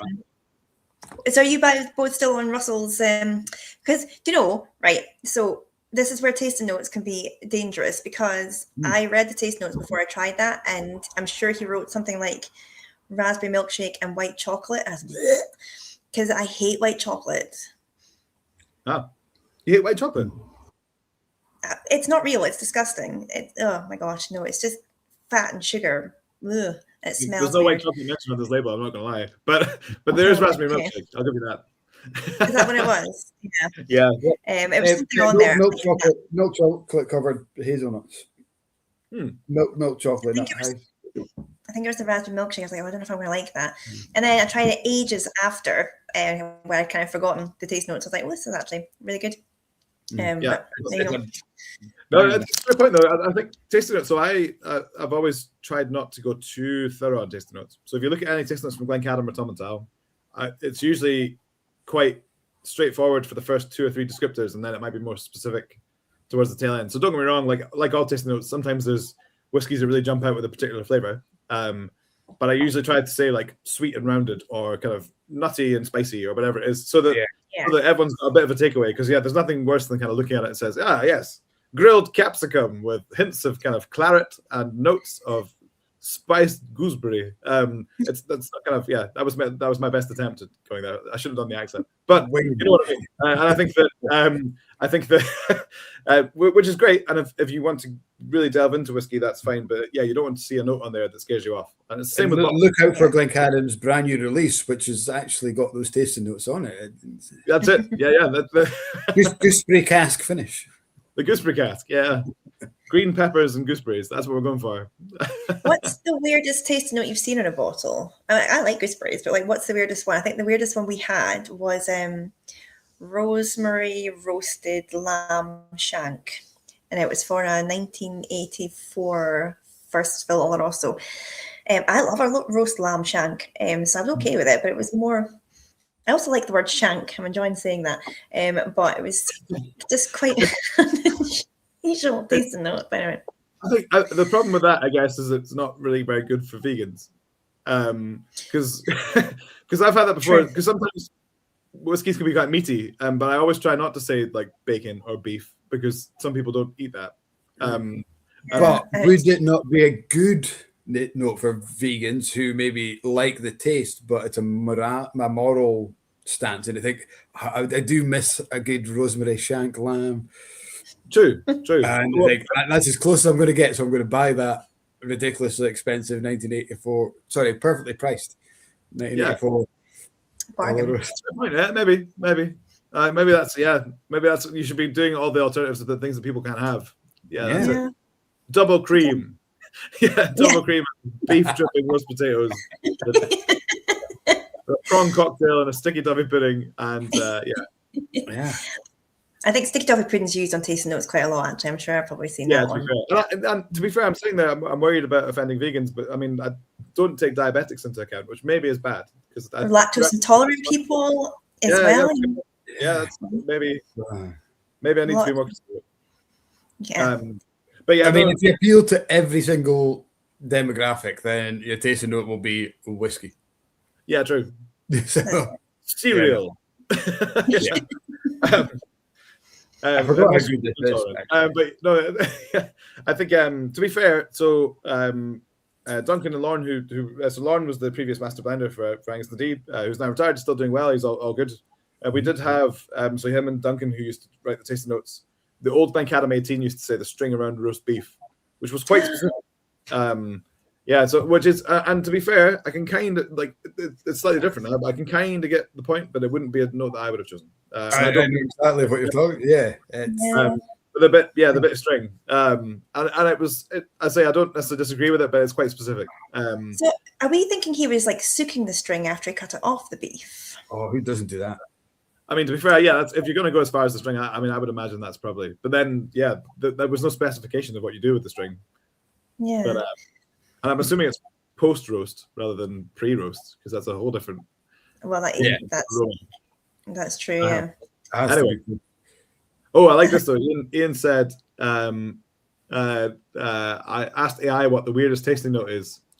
It's a Benton Evans line: fruit, chocolate, farmyard funk, and new balloon rubber. I like it. Balloon. I can get that. Because when you try and blow them up, you've got like that weird powdery kind of rubbery kind of ness to it. I could get that. Yeah, that's quite a good one. Again, since my first either, I don't think I was a dad back at the beginning of it, but having now have 2 children, I always think, when you get the backdraft from blowing up a balloon, I was like, that can't be healthy. When it's like new balloon straight in the mouth, it's not a good taste. Speaking of which, if you can hear my 1-year-old crying, I really apologize. Just in the background. Let us know if you need to nip off and go and sort him out. I haven't just left him in a room. My wife's with him, but brutal. Just go sort him out. In case you needed a hand, in case you needed a hand is what I meant. It's not like, oh, he'll be fine. He'll cry himself to sleep. I did say if anything, if you really need the help, phone me. So I've got my phone in front just in case. It's okay. Yeah. I can't hear the crying, but I am basking in the glory knowing that mine aren't. Do you know, so we actually we were away for a kind of corporate golf day for the last couple of days. So Angstland kind of host a lot of our trade partners, so like the kind of cast suppliers and kind of grain suppliers and that kind of thing up at Damahoy. So we're there for the last couple of days, and I was kind of there hosting and playing some bad golf. But so on Monday night I turned up and I thought, do you know what? It'll be nice to have a child-free night. As much as I'm aware that my wife does a lot of the heavy lifting when it comes to kids. And literally was walking back to my room at night time and walked up, and the room next to me had a pram outside the front door, and they had a newborn which screamed the entire night. And it was one of those, like, the first time I'm going to have a night without being woken up, and instead had a newborn crying the whole time. But in a way, I feel it's my penance because I've subjected other people to that in hotels. So, but it was one that was like, of course, the only room in the entire hotel that's next to a newborn baby is mine. I'm just desperate. I think that's the thing. I'm past those days, except for when I'm now waiting up for an 18-year-old to come home at 2:00 in the morning and have a really drunken, long conversation about all the stories that he wants to tell me, which he probably wouldn't have told me if he wasn't pissed. So, yeah. I mean, that's there's something nice about that, I guess. Unless I don't know what the content of the stories is, but there's something quite nice about that. No, it is. I think no matter what age they are, you still do that anxious waiting up thing, whether it's babies crying at night or kids coming home late from a party. It's just inbuilt in us now that we've got them. Yeah, I guess we've all been 18 as well. We kind of know what it's like. So I guess that's the, yeah. I know. Yeah, I was quite a sedate 18-year-old actually. Just weird, but that hasn't actually changed much. But yeah, if I could go back and tell my 18-year-old self to actually just, it's fine. People appreciate you being weird when you're a bit older. But yeah. Uniqueness is an important thing. Yeah. Nobody wants to have copycats. I think it's nice to be yourself. Definitely. What was it you said earlier? Even if it is standing outside charming bats and ravens and howling at the moon. Cackling at the moon. It's a good adjective, cackling. We should utilize it a bit more. We should cackle more often. We should. I was going to ask you, because I missed you this year at Spirit Speyside. I was going to ask you how you got on, because I think you bumped into Paul and Diego having dinner together at the Highlander, and I think I just missed you by about 2 minutes. I know. Well, I never got to the whole. It was brilliant, to be fair. So we had, so we did kind of behind the scenes tours again. So me and Rob Nicholson, who's their manager at Tomintoul, which is always good fun. They're always very informal. So I think we have a maximum of 12 people on the tour. And we just go through the warehouses and go through the distillery and have lots of cool drams. And then in the evening, we do our fireside sessions. So, which is one of my favorite whiskey events of the year, to be fair. So we all have a campfire, and it's deliberately kind of, decadent. So it's outdoors and rustic. There was rain on one of the nights, but we're drinking some pretty brilliant drams, having cigars, marshmallows. That's cool. Yeah, it was pretty cool. So Robert came along on the first night and he did his 50-year-old. So he had the Robert Fleming 50th under the stars, which is quite cool. And I think the night alone, I think we tasted like not quite Russell level, but we tasted about 150 years worth of whiskey in an evening, which is quite cool. Really, really good. And then on the Sunday we had Diego up. So Diego came and did a kind of sherry masterclass with us. So same idea. So we did a kind of a wee tour of the distillery, came back, and then did cast types before and after. So 2 of them were co-releases or released products, and the other 3 were but never before tasted. So we had a Tomintoul Amontillado, a Tomintoul Palicortado, and a Tomintoul in, what was the third one? Fino. So we had like none of those have been released yet. So we got to try some cool behind the scenes stuff. I love trying different types of sherry cask whiskies, because if you think sherry, you think probably every whiskey geeks go to if they're if a sherry fan is PX. Yeah, the kind of standard is the Oloroso. But if you put something like a Fino or a Amontillado, and it'll probably look more like that than and they're like, oh, that can't be sherry. Yeah, but it's just, and then it just opens that sherry world, and you can start talking. And you can taste. I think when you can taste the kind of in-drink, when you can really get the flavors. So Palo Cortado gives you such a cool flavor onto whiskey. Yeah. I love Palo Cortado sherry too, to be fair. But I think, and to give Diego his due, I think he did ask at the end of it. So I had like 3 samples we'd drawn literally from cask, and he was like, "Do you mind if I take the Palo Cortado one to show somebody?" I was like, "Oh, it's my favorite one too." But I had to give them away. But the other 2 I've got to let you to sample at some point. But yeah, no, the Palo is really cool. It tastes like chestnut puree, if you've ever had it, or like kind of roast chestnuts. So think like Christmas markets. So it's not big and sweet like an Oloroso or a PX in terms of that richness. But it just gives you such a cool mouthfeel and such a textural note. Yeah. Speaking of which, did I ever tell you, talking of non-whiskey related anecdotes, did I ever tell you when my wife was assaulted with a chestnut in Italy? Real story. You have to tell us now. We both laughed, but is she okay? She's okay now. At the time, it happened so fast that we didn't really know what was going on. But yeah, we were on holiday. When we were a bit younger, we were in Italy, in Rome, on holiday. And it was around about kind of Christmas time. And there was a guy, we were at the Trevi Fountain, which if anyone's been to Rome, you'll know where that is. And there was a guy in the corner roasting chestnuts on like a big steel pan. And he offered me one, trying to sell it. So yeah, I took one and it was perfectly good. And Siobhan was like, "No, I'm okay, thanks." And he's like, "You know what? One of these?" And he's like, "No, thanks." So he grabbed her by the nose to put the shoe up in her mouth because she couldn't breathe, then shoved it in her mouth. Oh my god! Like a roasting hot chestnut. I'm like, and I just, but it happened so quickly that I was like, I mean, that's aggressive salesmanship. I mean, what if she had a nut allergy? Yeah, well, that's the thing. He didn't ask that part, but yeah. So literally, I mean, it was 10 years ago now, but yeah, it's literally, it grabbed her by the nose and shoved the chestnut in her mouth. So yeah, I only came back into my head there when we're talking about chestnuts for Palo Cortado. But yeah, so that's insane. And then he was like, "If you want a bag, you can get €5." I was like, "No, thank you." Yeah, piping hot chestnut, unexpected. Yeah, absolutely got a new technique for serving people peated whiskey now. That's it. Yeah, they're like, "No, thanks." You don't like peated whiskey? Let's go and get it. I mean, like, was he just doing that to everyone that said no, or like, did he just punt it and think, "This might be a good idea"? It wasn't his first time doing that, but I'm not sure. You never know. But yeah, it was both impressive and quite taken aback. And it was even Siobhan didn't really know what to say. She's like, yeah, apart from the roasting hot chestnut. But even after that, I was like, "What just happened there?" Like, I don't know. Should I report that? Like, exactly with chestnut. Anyway, there you go. So I digress. Does she like? Did she like it? No, the chestnut. That's why she declined the sample in the first place. She's not really a fan. I was kind of doing the opposite and being like, "Oh well, you know, it's nice of him to try. Should we just buy some to take away?" And she's like, "No." Like, okay, fair enough. You just held my nose.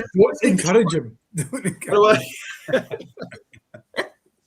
If you bought his chestnut off him, he'd be world famous. To get to everybody, yeah, just grabbing everyone by the nose. Wouldn't even ask. That's madness. That's so funny. Quite Italian as well. Like, oh, what do you mean you don't want one? Of course you want one. Just yeah, pretty much. Yeah, I mean, if it was like a gelato or something, you'd probably be all right with it, shoving that down your throat. But yeah, just a roasting hot chestnut. Yeah, yeah. I know. I mean, did he like? Were they temperature checked like that? She could. No, it's straight off the pan. The one I had was quite hot. I had a little bite and blew it, but Siobhan had no choice. That is. I mean, I've just seen Ian Abernethy's comment there, and you came out with, "I had a little bite and blew it." No, there was always one.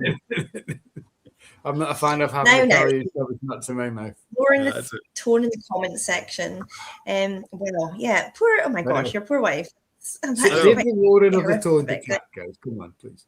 I know, yeah. But yeah, so there you go. Anyway, random story about chestnuts. And it was a clean story too, so it's a win-win. But anyway, so I can't say, yeah, you ever have like chocolate samples or something at the front? Straight on the nose. We've had some pretty unique stories on the Blether, but that's up there with the most unexpected, I think. So where can that go? Yeah. So there you go. Yeah, it's a good one for never have I ever. It would be quite triggering. What was that?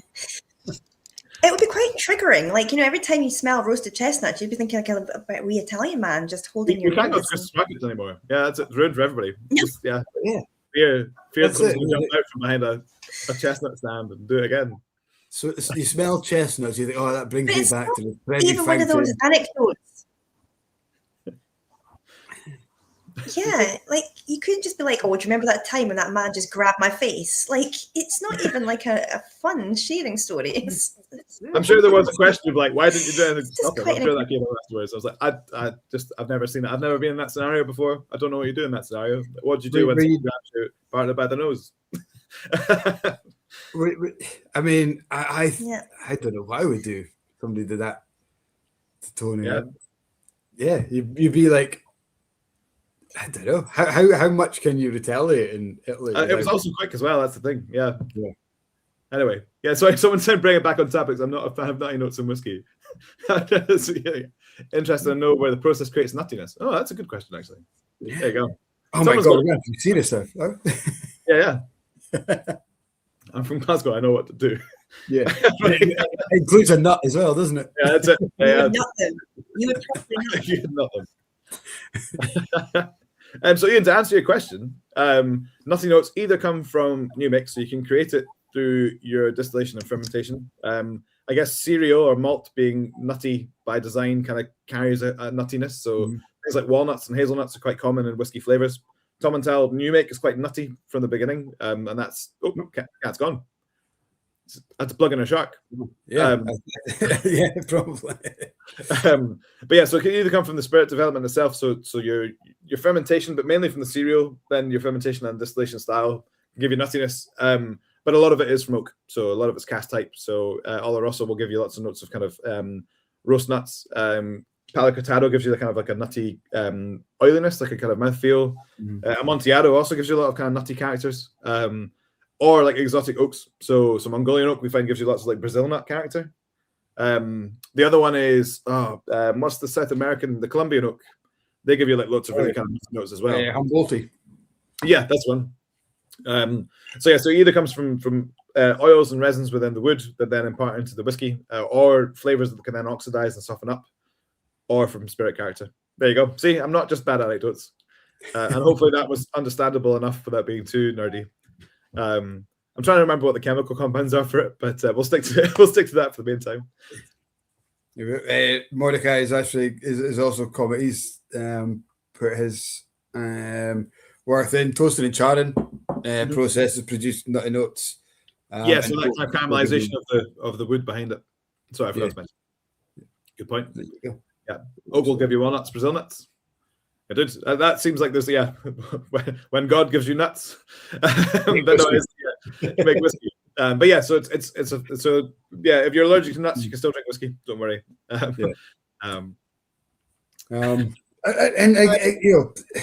Is nutty. Nutty is kind of a little bit like fruity, and it's like, well, the hazelnuts taste different to pecan, taste different to pistachio, taste different to Brazil nuts and stuff. It's like, it's quite an easy cop out. And for me, nutty is kind of like that. I would say, if I was saying nutty, I would think like Oloroso is where I would go to for a nutty, that dry kind of nutty feel. I try not to dwell too much on the nuts because I don't know enough about nuts to pinpoint. That was a great time for that cat to tune in there. But yeah, enough about nuts.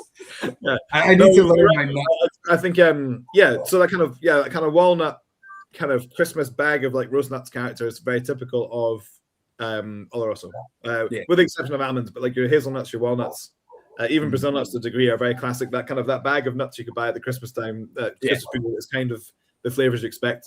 Things like peanuts and kind of pistachios and that kind of thing are a bit more obscure. They kind of tend just going to jump out to see what my dogs are going mental at.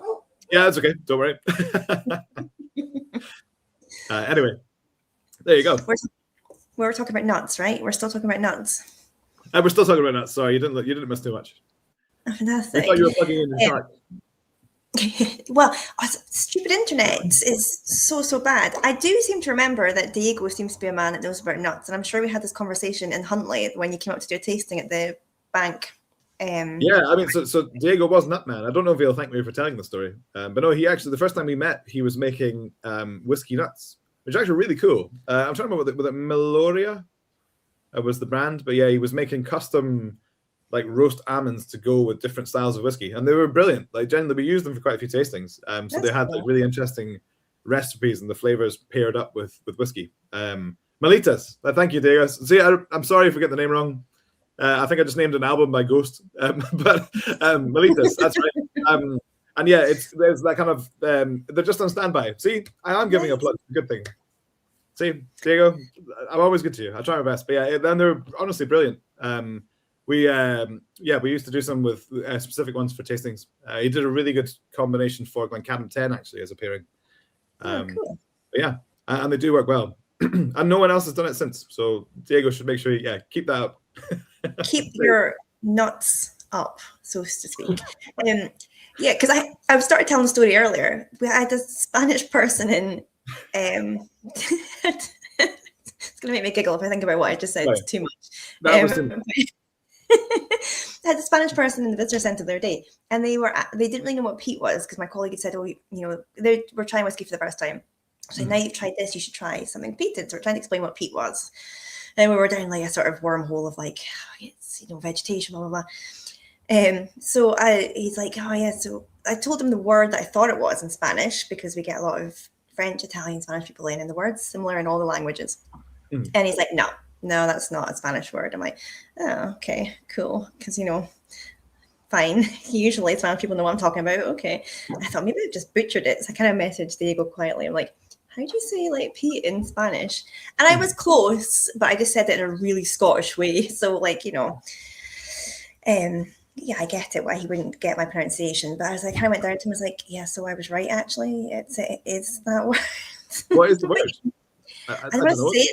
I want to say it because there's a genuine Spanish person watching, and I'll just butcher it in a really Scottish way. But it's like, Diego, put your fingers in your ears and don't listen, okay? Give him a second, please. Not listening.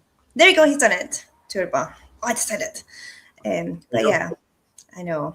It's say it. Peer pressure. Turba. Yeah.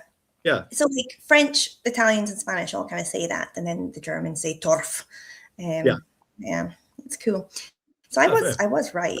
Yeah. But I'm like, I know a Spanish person. I could just ask. Like, let me get my on standby Spanish person. Yeah. Glad that he's got his nuts on the go too. It sounds like a good enterprise. Mike, you missed all that chance. I'm just walking in here. I'm glad he's got his nuts in the go. Don't we all? Yeah. No, that's cool. I was going to ask you another question, but our chat just keeps. I keep writing down questions I was going to ask. Sorry, I feel like No, it's all good. I was going to ask you actually. You're maybe not allowed to tell us, and I did quiz Ingvar about it quite in depth. What happens at Keepers of the Quaich? Is there a handshake? Do you sign a book in blood? Like, do they put up like a sign in the air and you all meet in a cave and discuss world domination? What's the scoop?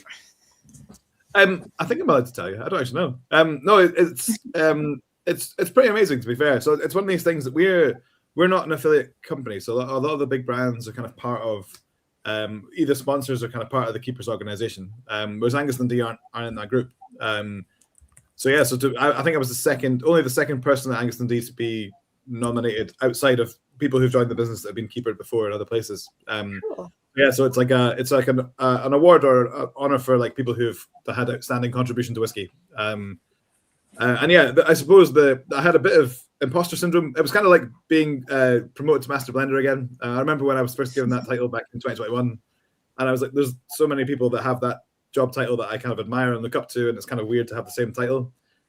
Keepers are the same. There's lots of people probably that are more deserving of it than me that have been in the industry for decades longer than I have.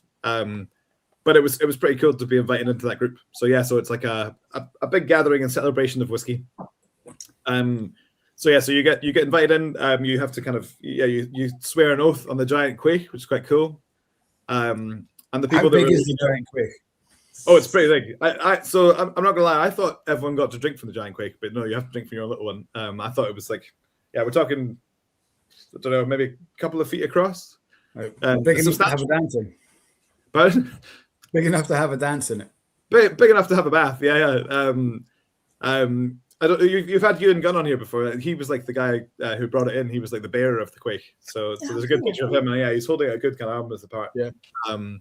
So you come in, you get kind of a medal, you as part of it, and they get a certificate. So I'm keeper number 2540, I think. I'll double check, which is not that many really, and it's people from all around the world. And during my kind of swearing, during the kind of ceremony where you have to kind of say your oath, Richard Patterson was one of the guys reading it out.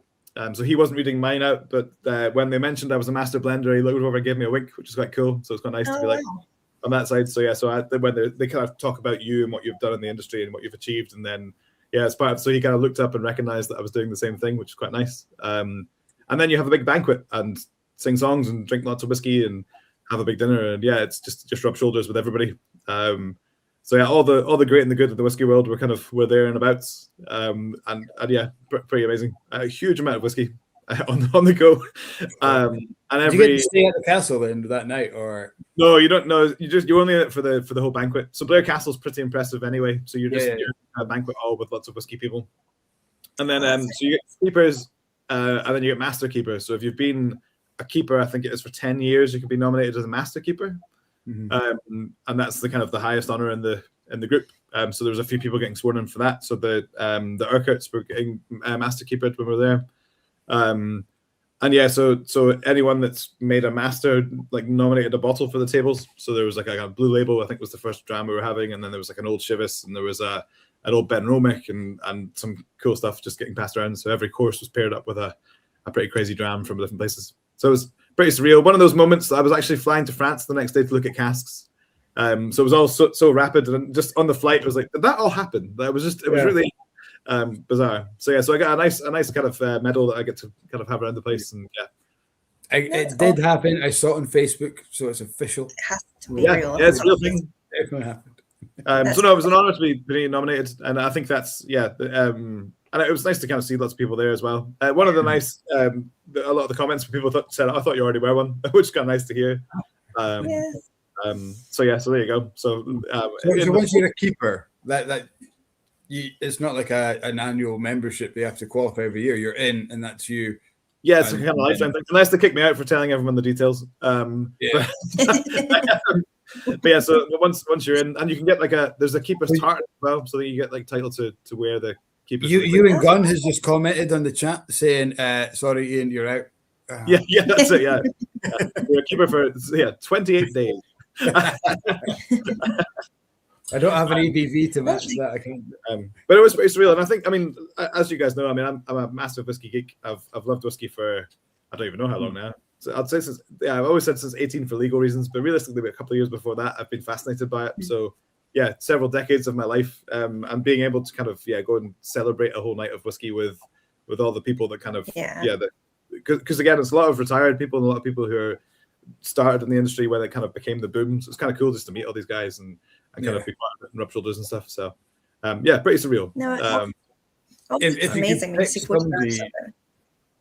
If you could pick one person from the history of whiskey that you could spend a day with, who would it be? Ooh. Alfred Barnard, maybe. It's maybe too obvious, I guess. But I think his knowledge for his time was pretty incredible. And he was one of the first pioneers of whiskey geekery, I guess. Like no one really cared about whiskey books. But he documented a lot of them. Amos MacDonald as well, mainly because his name's fantastic and takes us back. That's who came into my head. And he could present the Golden Throne Awards.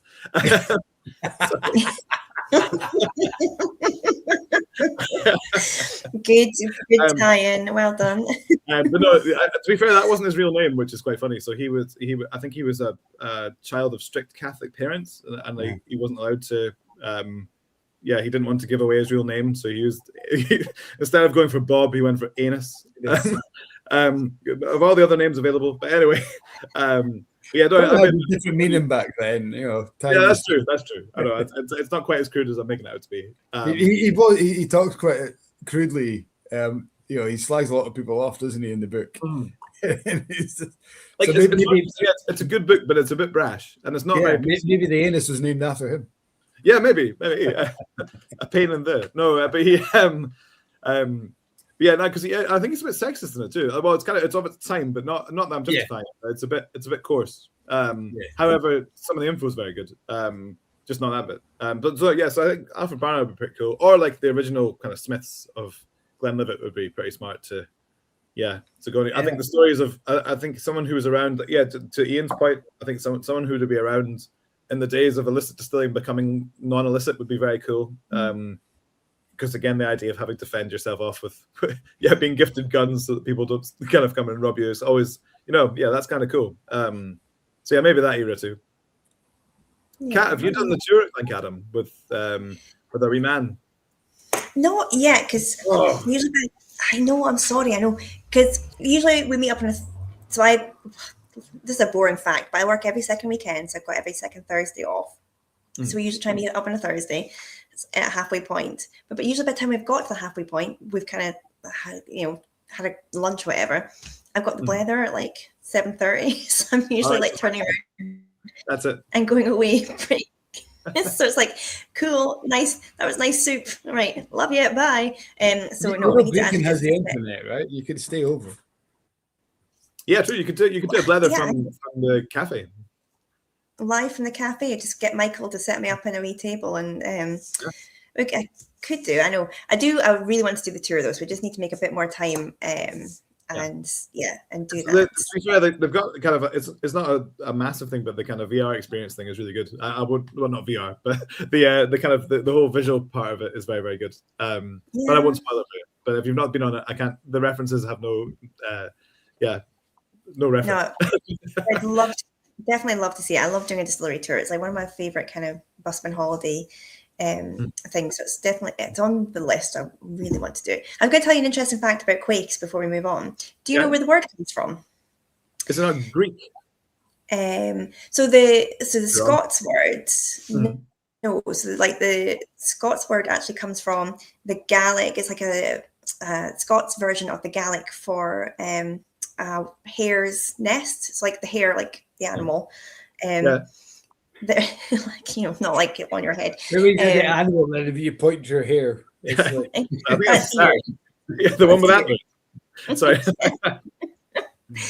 Their nest in English is called a form because they don't burrow. They create a grass, like a semicircle kind of grass nest. And in Gaelic, it's I can't pronounce it, but it's like the Gaelic for hare and the Gaelic for like circular nest, and then it's very similar to the Scots pronunciation of Quaich because it's a circular vessel, so it comes from the hare's nest. That's cool. So I didn't know that. Oh, there you go. Yeah, hares nice. Very, very cool. There's a lot of pagan and Gaelic kind of traditions around about hares. They're really cool animals.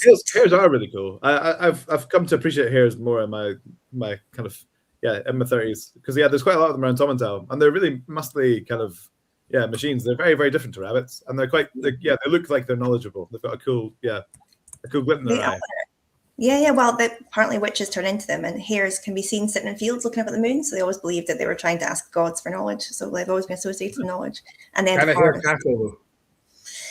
probably I'd say so. I've appreciate hair. You do have good hair. I mean, you generally have good hair. I appreciate hair. Yeah, look what happened.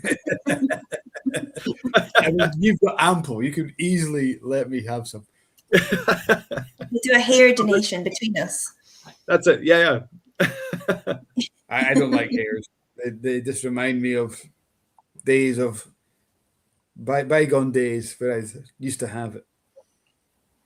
Oh, well, like you just got to own your baldness. Like it's hares are not just clever rabbits. They're very, very different from rabbits. We've got a lot of hair chat going on. Bigger. They're just big muscly.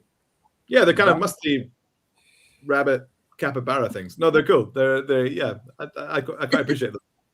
Is there a plural term for a group of hares? You know how you get like murder of crows, of parliament of owls? It must be quite a cool terminology for hares. I'll find out. 2 seconds. Oh, there you go. A wig of hair. A toupee of hair. A wig of hairs. A toupee of hairs. That's good. I hope it is. I will find out. Toupee of hairs on the mountainside. not that, then it should be. It should be. I just saw in the comments while we're chatting. So Sugar Kitty pretty much answered my question for so of people to meet from history gone past. George Smith or Bessie Williamson, they'd definitely be up there. Bessie would be up there. Yeah, Bessie would be quite a character. Yeah. She's definitely on my list. Talk among yourselves. I'm just looking for. That's great. I just seen the comments. Mordecai said, the book hasn't aged well for me as McDonald. That's fair. I recommend Scotch by Robert Bruce Lockhart. Indeed, that's in there somewhere. It's a good book. It's one I haven't got. No. I might actually have two of them if you want one. I'll drop you a book of Scotch. I kind of forayed into a realm when I was trying to get first editions, and then realized that's actually too far. So stop doing that again. But I think I've got a first edition of Scotch, so you can have my more recent edition if you like it. Wow. Yeah. I mean, who says no to that? I'll bring it. Yeah, that's fine. That's okay. You're welcome to it. It's a good book. We have Mordecai saying a down, a husk, or a drove of hares. Oh. Dave says a fluffle. A fluffle. I want it to be a fluffle. I want to be a fluffle. If it can't be a toupee, I prefer a fluffle. I didn't want to use the internet because I have a genuine book, and if I've got a book that I know knows the answer, I refuse to do Google. Oh, yeah, okay, right, you're fine. You're right, it's a husk of hares. Okay. A husk of hares. Fair enough. Damn, I was hoping for fluffle. Yeah, it does say later on in the book, or a fluffle. Or a fluffle. Yeah. We're in the modern era now, so the fluffle. There you go. I think we're gonna go for fluffle. I mean, husk has got a good whiskey ring to it, though. I like it. It will be barley related because, like so the farmer who took in the crops last, if they saw a hare, it was good luck, but it also meant that they had to look after the hare for the rest of the season afterwards. So, like, it will be barley related, I'm sure. Yeah, cool. I like it. Yeah. Is that where you got a pot ale of grouse? So that's terrible. That's too niche. That's too niche. I'm digging myself out of the hole. And someone said, wouldn't it be a mountain hare over at Tomintoul? Yeah, you're right. It is mountain hares, which are even larger and more stocky, right? They're a bit more. They're the ones they go white in a casserole of hares. No, we're not calling it a casserole of hares. You know what? It's reassuring to see that people in the comments are on the same wavelength as us. It's good. I feel when I was worried they weren't talking enough kind of whiskey chat. I like the casserole of hares is good. Who are a lot of hares? Who are a lot of hares? So, I used to do a lot of Monroe bagging back in my younger, fitter days when I didn't work every weekend. And I was doing the Cairnwell trio. Opposite the Cairnwell is the Glass Mill circuit up in by the Left Ski Centre and Glencadam Ski Centre. Sorry. And I had spent about 3 hours climbing up this hill. Me and the dog and a pal Stuart, and we got to the kind of, I don't know if you know that it's like a big oval circuit. You do 3 hills at a time, and I got to the first peak, just away to summit the first peak, and the dog saw mountain hare, like at the bottom of the hill, and just whoosh straight down, and I'm like, I should chase him, but it's taken me 3 hours to get here. It's like, literally, he was down and back in under 10 minutes. Really? Down to the bottom of the hill and back up. And I hated taking him on hill walks after that because it just showed me how ridiculous. He's going slow just to make you feel better. He just saw this hare whoosh and back, and he's just like, right, we're going to go on and we'll just go carry on the next 6 hours at your pace. And I'm just like, fuck you, Paisley, hate you now. It's just like, really, that's my hare story. I like it. That's good. Did they catch the hare? No, he didn't catch. No, the hare was in bloody. I was going to say, I thought you were going to say up at the bottom of the hill. It's mad, though, isn't it? We used to do a lot of shepherding on a lot of hills in Perthshire, and you would just see the collies, like, you send them away and they would just go down to the bottom of this hill and bring back all these sheep, and then they go all the way to the top of the hill, and then they'll just keep running. They'll be like, yeah, what next? It's mad what they can do.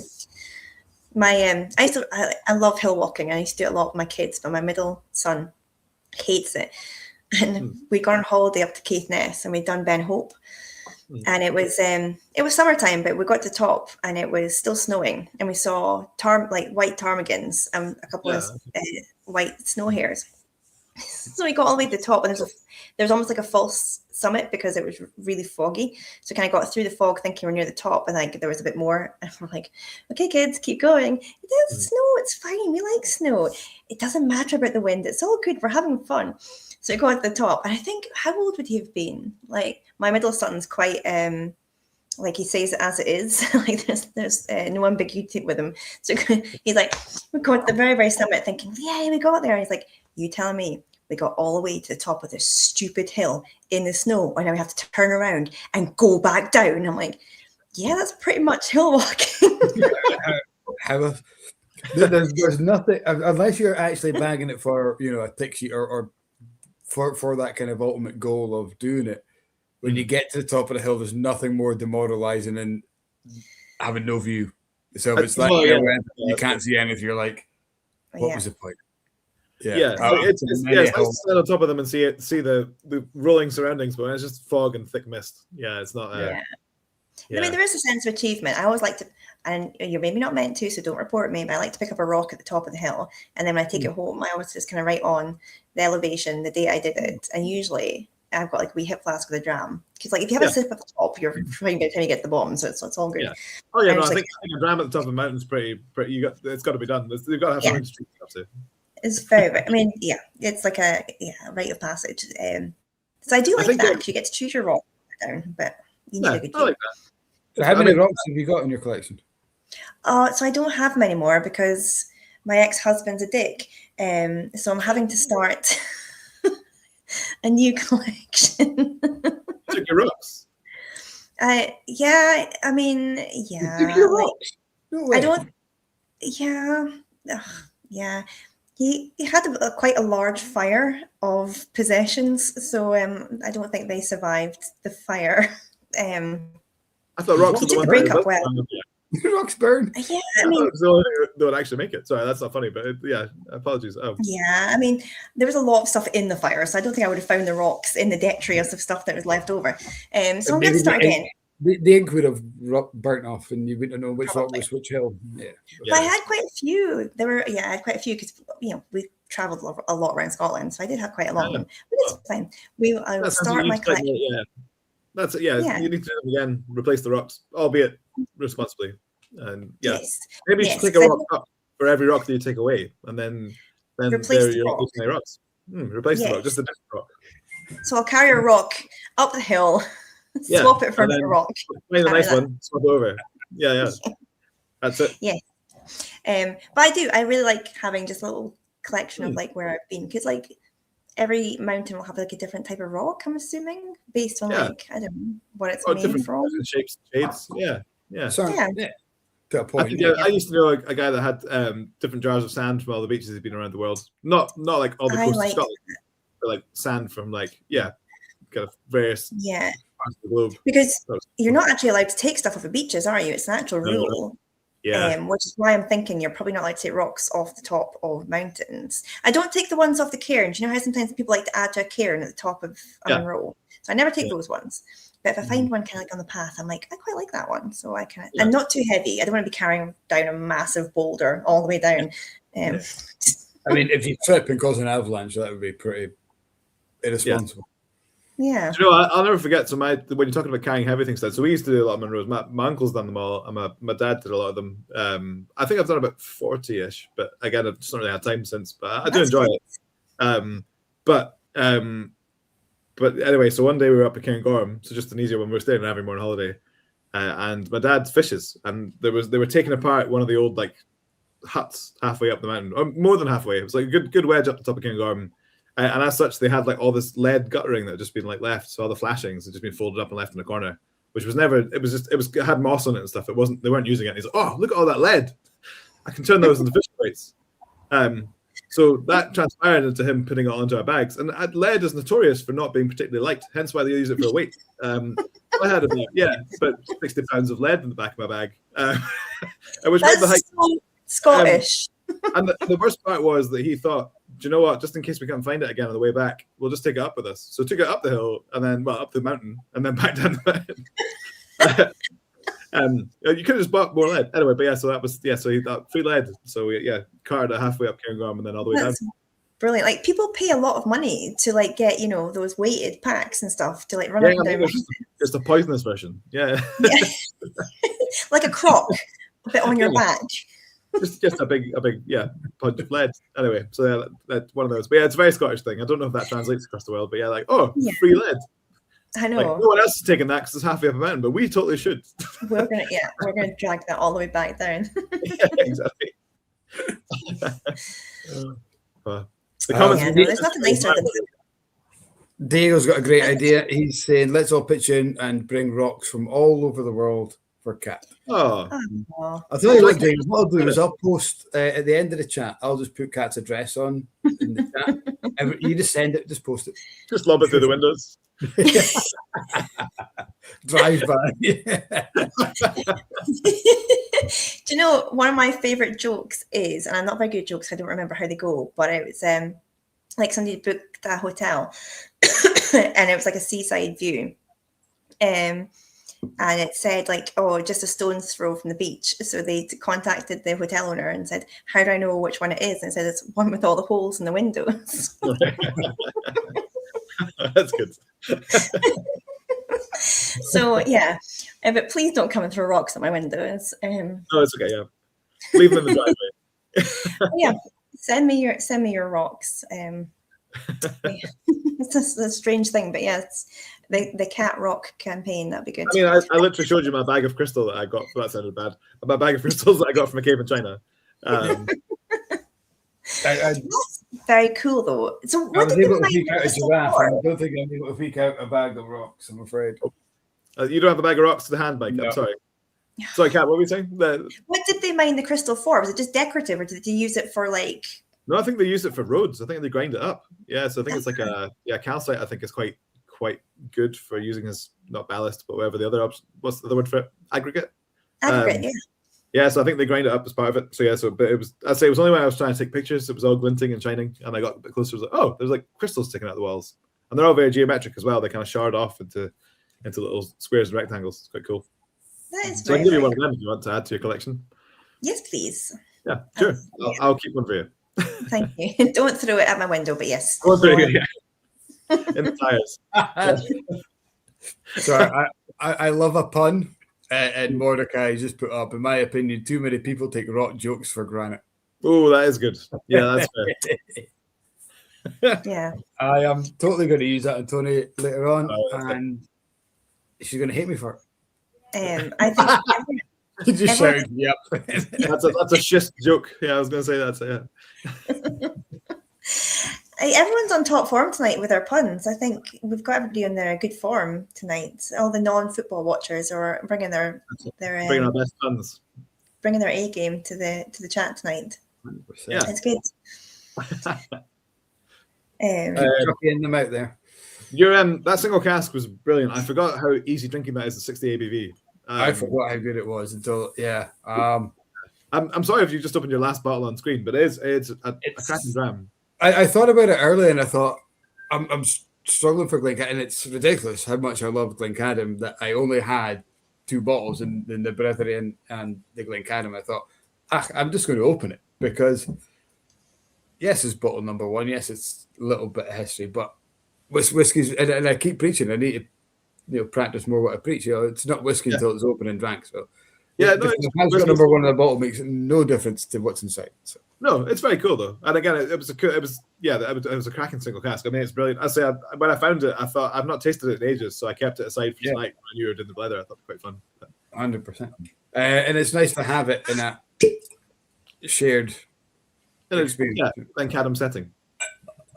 I'm actually going to go on to this number, which I think you guys are trying at your tasting. We've got that to Blether tomorrow night, tasting tomorrow. This is the new Glencadam Calvados, which I'm very happy with. I've been playing with Calvados cask since it was legally allowed to do so by the SWA. Thank you, SWA. And it's how long has it been then? I think it was 2020, 2021, I think, that kind of era.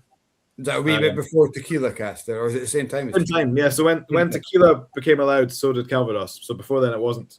Although when I was getting into whiskey, one of my favorites at the time was an 8-year-old Springbank Calvados cask, which turns out was illegal, but they sold it anyway. But yeah, so and then only when I tried to purchase Calvados casks when I was working at Angus and D, because when I was looking at new finishes, I really wanted to work with Calvados, and I was told it wasn't a thing. I was like, oh, I've literally bought them before. But anyway, so long story short, we now have some. This has been finishing for actually 4 years, so it's a really cool color to it. But yeah, it's like Glencadam, as you know, is super appley anyway. It's kind of bags of orchard fruits and tropical fruit. So when you add that with a cast type that gives you notes of like apple strudel, it just kind of works. It's lovely and spicy and sweet and fruity. And before Mordecai says it, I'm afraid I don't think that one is in Israel yet, but I can look into it. I don't know how that works for OU certification actually. I guess because it's not grapes, but it is fruit. I don't know how it works actually. But do we have it in a bottle? No. So yeah, I'm not actually sure. But yeah, it's just been released recently. But you guys will get a chance. You'll get to try it tomorrow, I guess. Yeah, we've got a good group. We've got about 25, I think, in tomorrow for the tasting. So yeah, and we talked a lot about Calvados last week with Glencadam from Moffat Distillery. Yeah, cool. As previous history with cognacs in Calvados. So yeah, we went down that rabbit hole or hair hole. Oh, nice. Hair hole just sounds good, doesn't it? Rabbit hole sounds better. Hair hole. Not a hair quick. Together. But yeah, we had a great chat about Calvados last week. Cool. I haven't tried the 17. We brought it in, and you guys were stingy enough not to give us a sample to taste. But I'll send you a sample. We'll crack it open tomorrow. It's fine. Cam is up tomorrow with a sample. I'll make sure you get. If there's none left over, I'll send you some to try because it is cracking. Do you know who did an amazing Calvados, which I bought from you guys, was LBD, Little Brown Dog. They did a really cool. Yeah. I've got three out now. I think Andrew takes or they both go over as part of the Normandy kind of celebration or the remembrance. Yeah. And they always tag in a couple of Calvados. Yeah, it's called Chambron, isn't it? It's like it's Petit Chambron. The Chambron, yeah. Yeah. So the first, I think the one you got was a white port finish. And then they've done one in an Arran cask. Oh, right. And they did a third one. I can't remember what the third one is, but it's in a different cask as well. Yeah. So then they're finishing Calvados in whiskey cask, which is pretty cool. Funky. Yeah. So the reason I always loved Calvados because I used to go there as a kid on holiday. So my folks used to drive over there, which again sounds more exotic than it is. But back in the day, wine in France was a hell of a lot cheaper than the UK. So they used to drive over in their Grand Scenic. Me, my brother, and my sister would go down to France normally, and then we'd come back up, and our footwells of the car would be full of wine bottles. So our knees would literally be at our shoulders. But they used to like hire a gîte, so it was a big thing. It's now become really popular. But yeah, like a farmhouse or like a kind of it's an old converted barn kind of thing that you'd stay on farms. So we go in, France for a couple of weeks, come back with a ton of wine. But all the farmers made Calvados. So the smell, like every kind of barn that you stayed at or near the same farm, always had somebody making Calvados inside of it. They had cider, and they had some crazy distillates. And I used to watch my dad get quite pissed with local farmers. But he didn't speak the best French, and they didn't speak any English. But between them, he'd have like a bottle of whiskey, and he'd pour them drams, and he'd pour the other way around. So I've always had this affinity for Calvados. And Calvados, I don't know, people in the chat, if you've tried much of it, but good Calvados is incredible. Bad Calvados is pretty rough. I guess it's like any spirit, isn't it? And it's what you get subjected to. Is like tequila is the other kind of came out at the same time. If in Scotland we're subjected to Jose Cuervo and Sousa and shotting tequila, and that's why we have this kind of notion of it.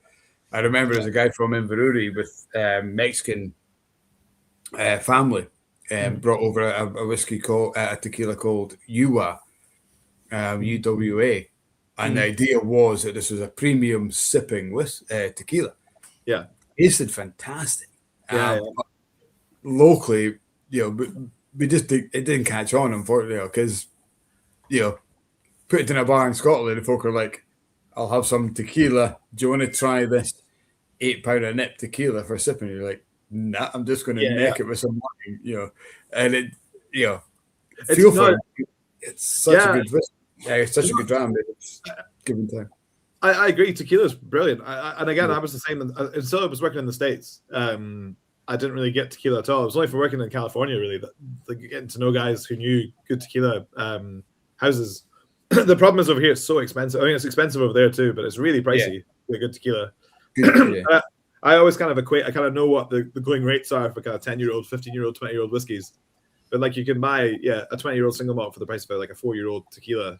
Yeah. And it's kind of hard to translate across. Obviously, ingredients cost differently and everything else, but I think that's the problem, isn't it? The problem in numbers is it's so easy to compare apples and lemons.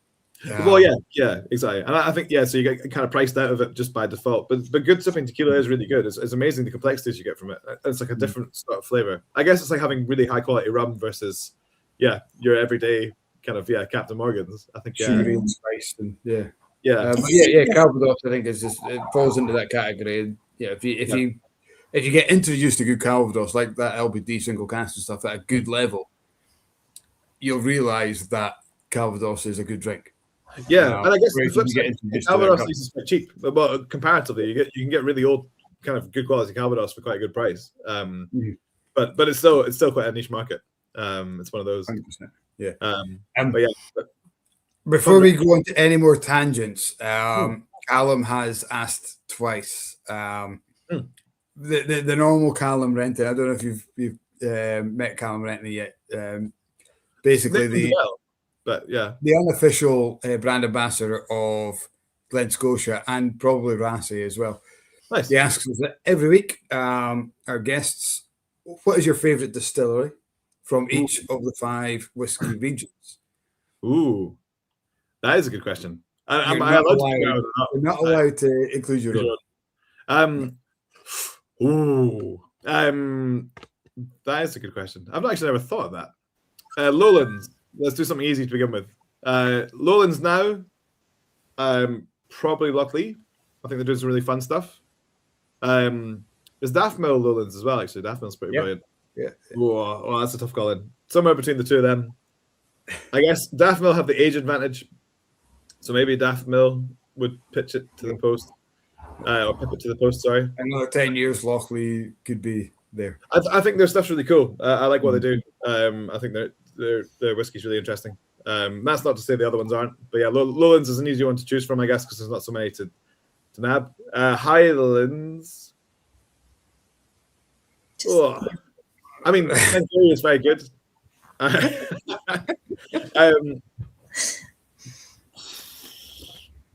Maybe Clenleash. Yeah. RIP Visitor Centre. But I like Clyde. I think Clenleash has a difference in that texture. And very unique. And to give a shout out to my local distillery as well, actually, Deanston I really rate. I never used to, which I don't mean in a negative sense. I was actually Scott Grierson, if you know him, from now Brown Foreman. But when he worked there, so I remember because he worked, and Deanston's on my doorstep. And I think the quality of Deanston back in the day when I was in retail wasn't that great. Which is, I mean, I'm sure people still liked it, but at the time I wasn't that fussed with it. But it was when Scott started working with them, I was I loved Open Murray, loved Bunnahabhain. But I was like, Deanston, I kind of want to love, and he kind of showed me a couple of them, and I was like, I've been missing out. Like, they're 18-year-olds, brilliant. They've got some really good whiskey. But probably Clenleash, maybe Oban as well. As a wee shout out. I've got a bit of a soft spot for Oban. Oban's quite cool, yeah. You seem to be going for kind of whiskies that have a textural, that's true. Kind of rather than a flavour. It's quite. I guess so. My caveat to that is I kind of gravitate towards whiskies that I don't work with every day because Glencadam is textural but really fruity, so I'm kind of going for something that isn't super fruity. But maybe that's a bias of trying to go for something that isn't what we do. So I'll go for Clenleash. I'll go for Clenleash from Highlands. For Speyside, probably Mortlach. You've heard me rant about Mortlach before. I think. Mortlach for me is just it's the kind of style of whiskey I'm really into. I like the heft of it. I'm not necessarily a massive Sherry Bomb fan as much as I used to be, but Mortlach for me just gives you a bit of everything. Mortlach Flora and Fauna 16 is still a fantastic bottle of whiskey if you can find one. I bought some recently. Whisky Exchange were selling them off. They had them for for a fraction of what they used to be, and still more than it was when I used to get into it. But yeah, and opening another one up, it is still really good. I don't just that bottling in particular is very delicious. What we got left? We've got Islands and we've got Isla. Islands, yes, Talisker, probably. Talisker 18 is one of my all-time favorite drams. It's pretty brilliant. There's loads of really good ones there, but yeah, I think so that I'm not taking another hour just to answer your question. Talisker 18, it's a hard question though, and then Isla. Oh,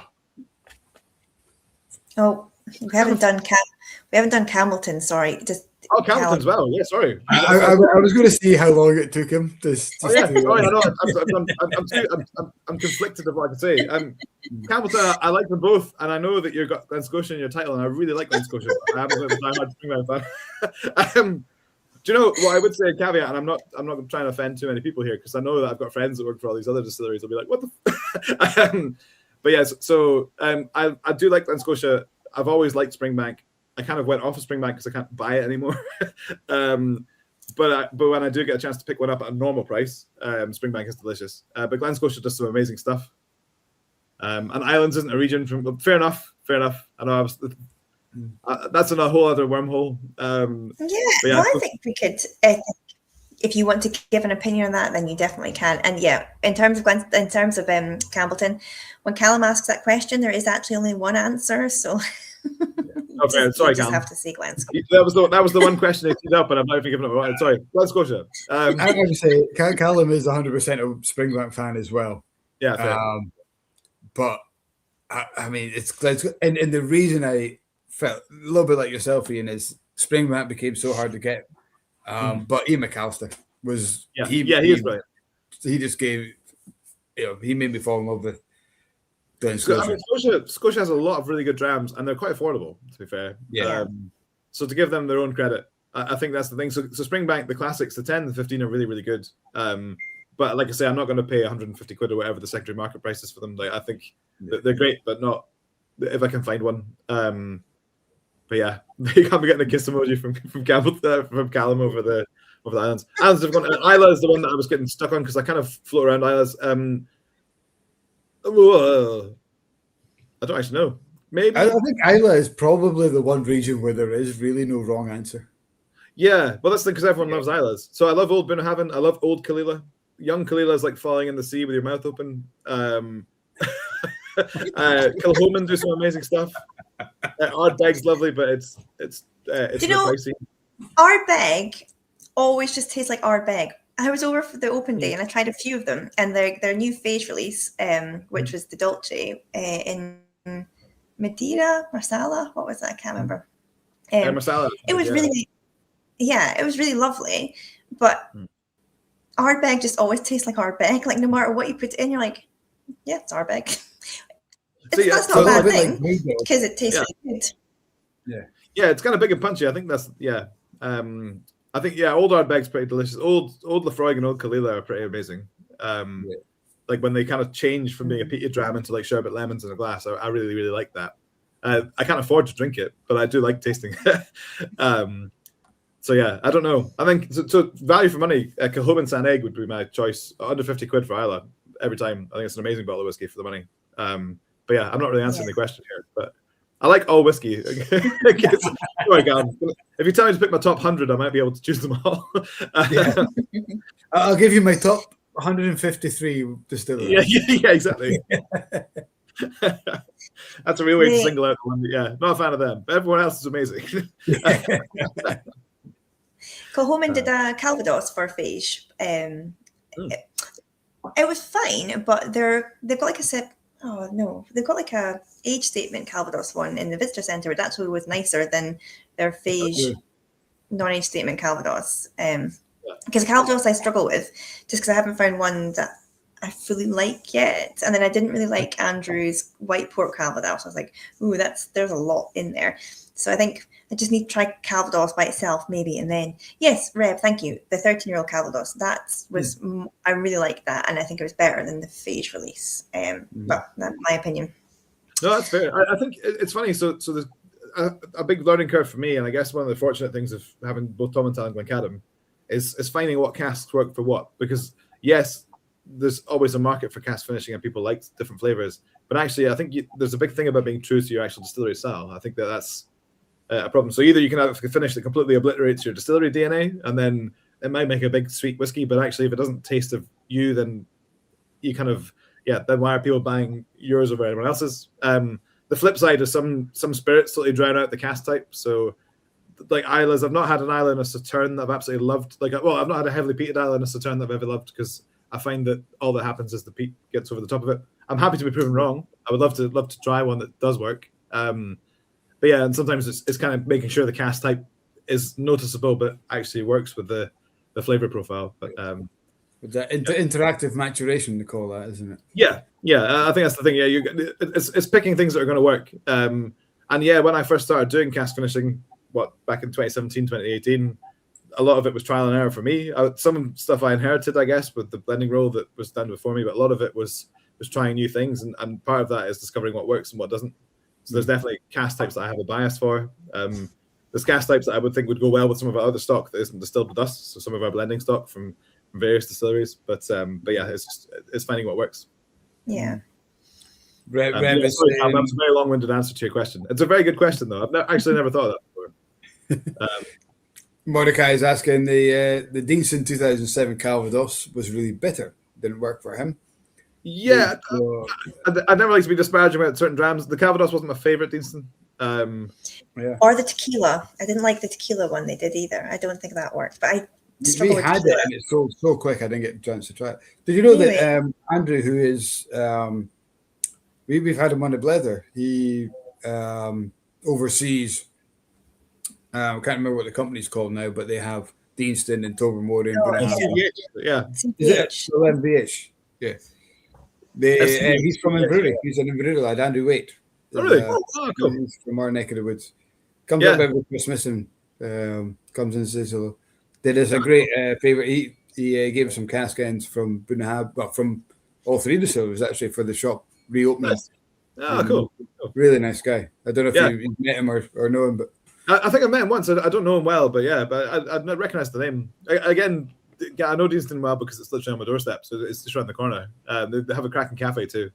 So the only thing I feel bad about is my registration is Whisky on the car. So if I'm ever there, I'd also, pros and cons, it sounds like I'm blowing my own trumpet, but like being in a cafe when people are on Whisky tours, the number of people that are like, "Oh, Iain, what are you doing here?"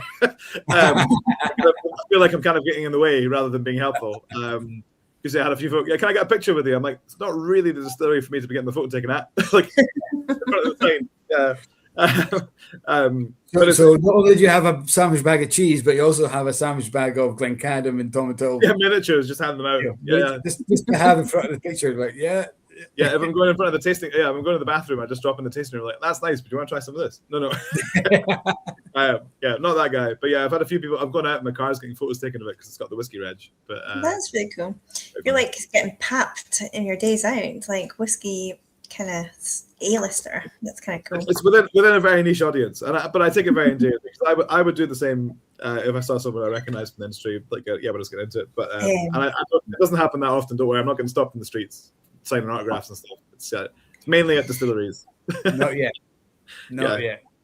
It is kind of cool when you're kind of like, you meet somebody like a hero in Whisky that you didn't know that they like knew who you were. So you're like talking away to them kind of like casually, but you're like, oh my god, they're talking to me, they know who I am, like this is really cool. But I'm just gonna like, brazen it out and just and then you just have to look like the biggest geek ever. But it's always that kind of, I think if you lose that, Cat is Whisky celebrity, Cat. I think a lot of people know who you are. They know the Cat from Glengarry. That's her second title. It's Cat from the Blether is her official. It's just an over poster on social media, to be honest. But when I was I went to Isla for Quaich for the first time ever, like a couple of weeks ago, and it was for the 40th. Was it the 40th anniversary of Quaich? I think it was 40 years, wasn't it?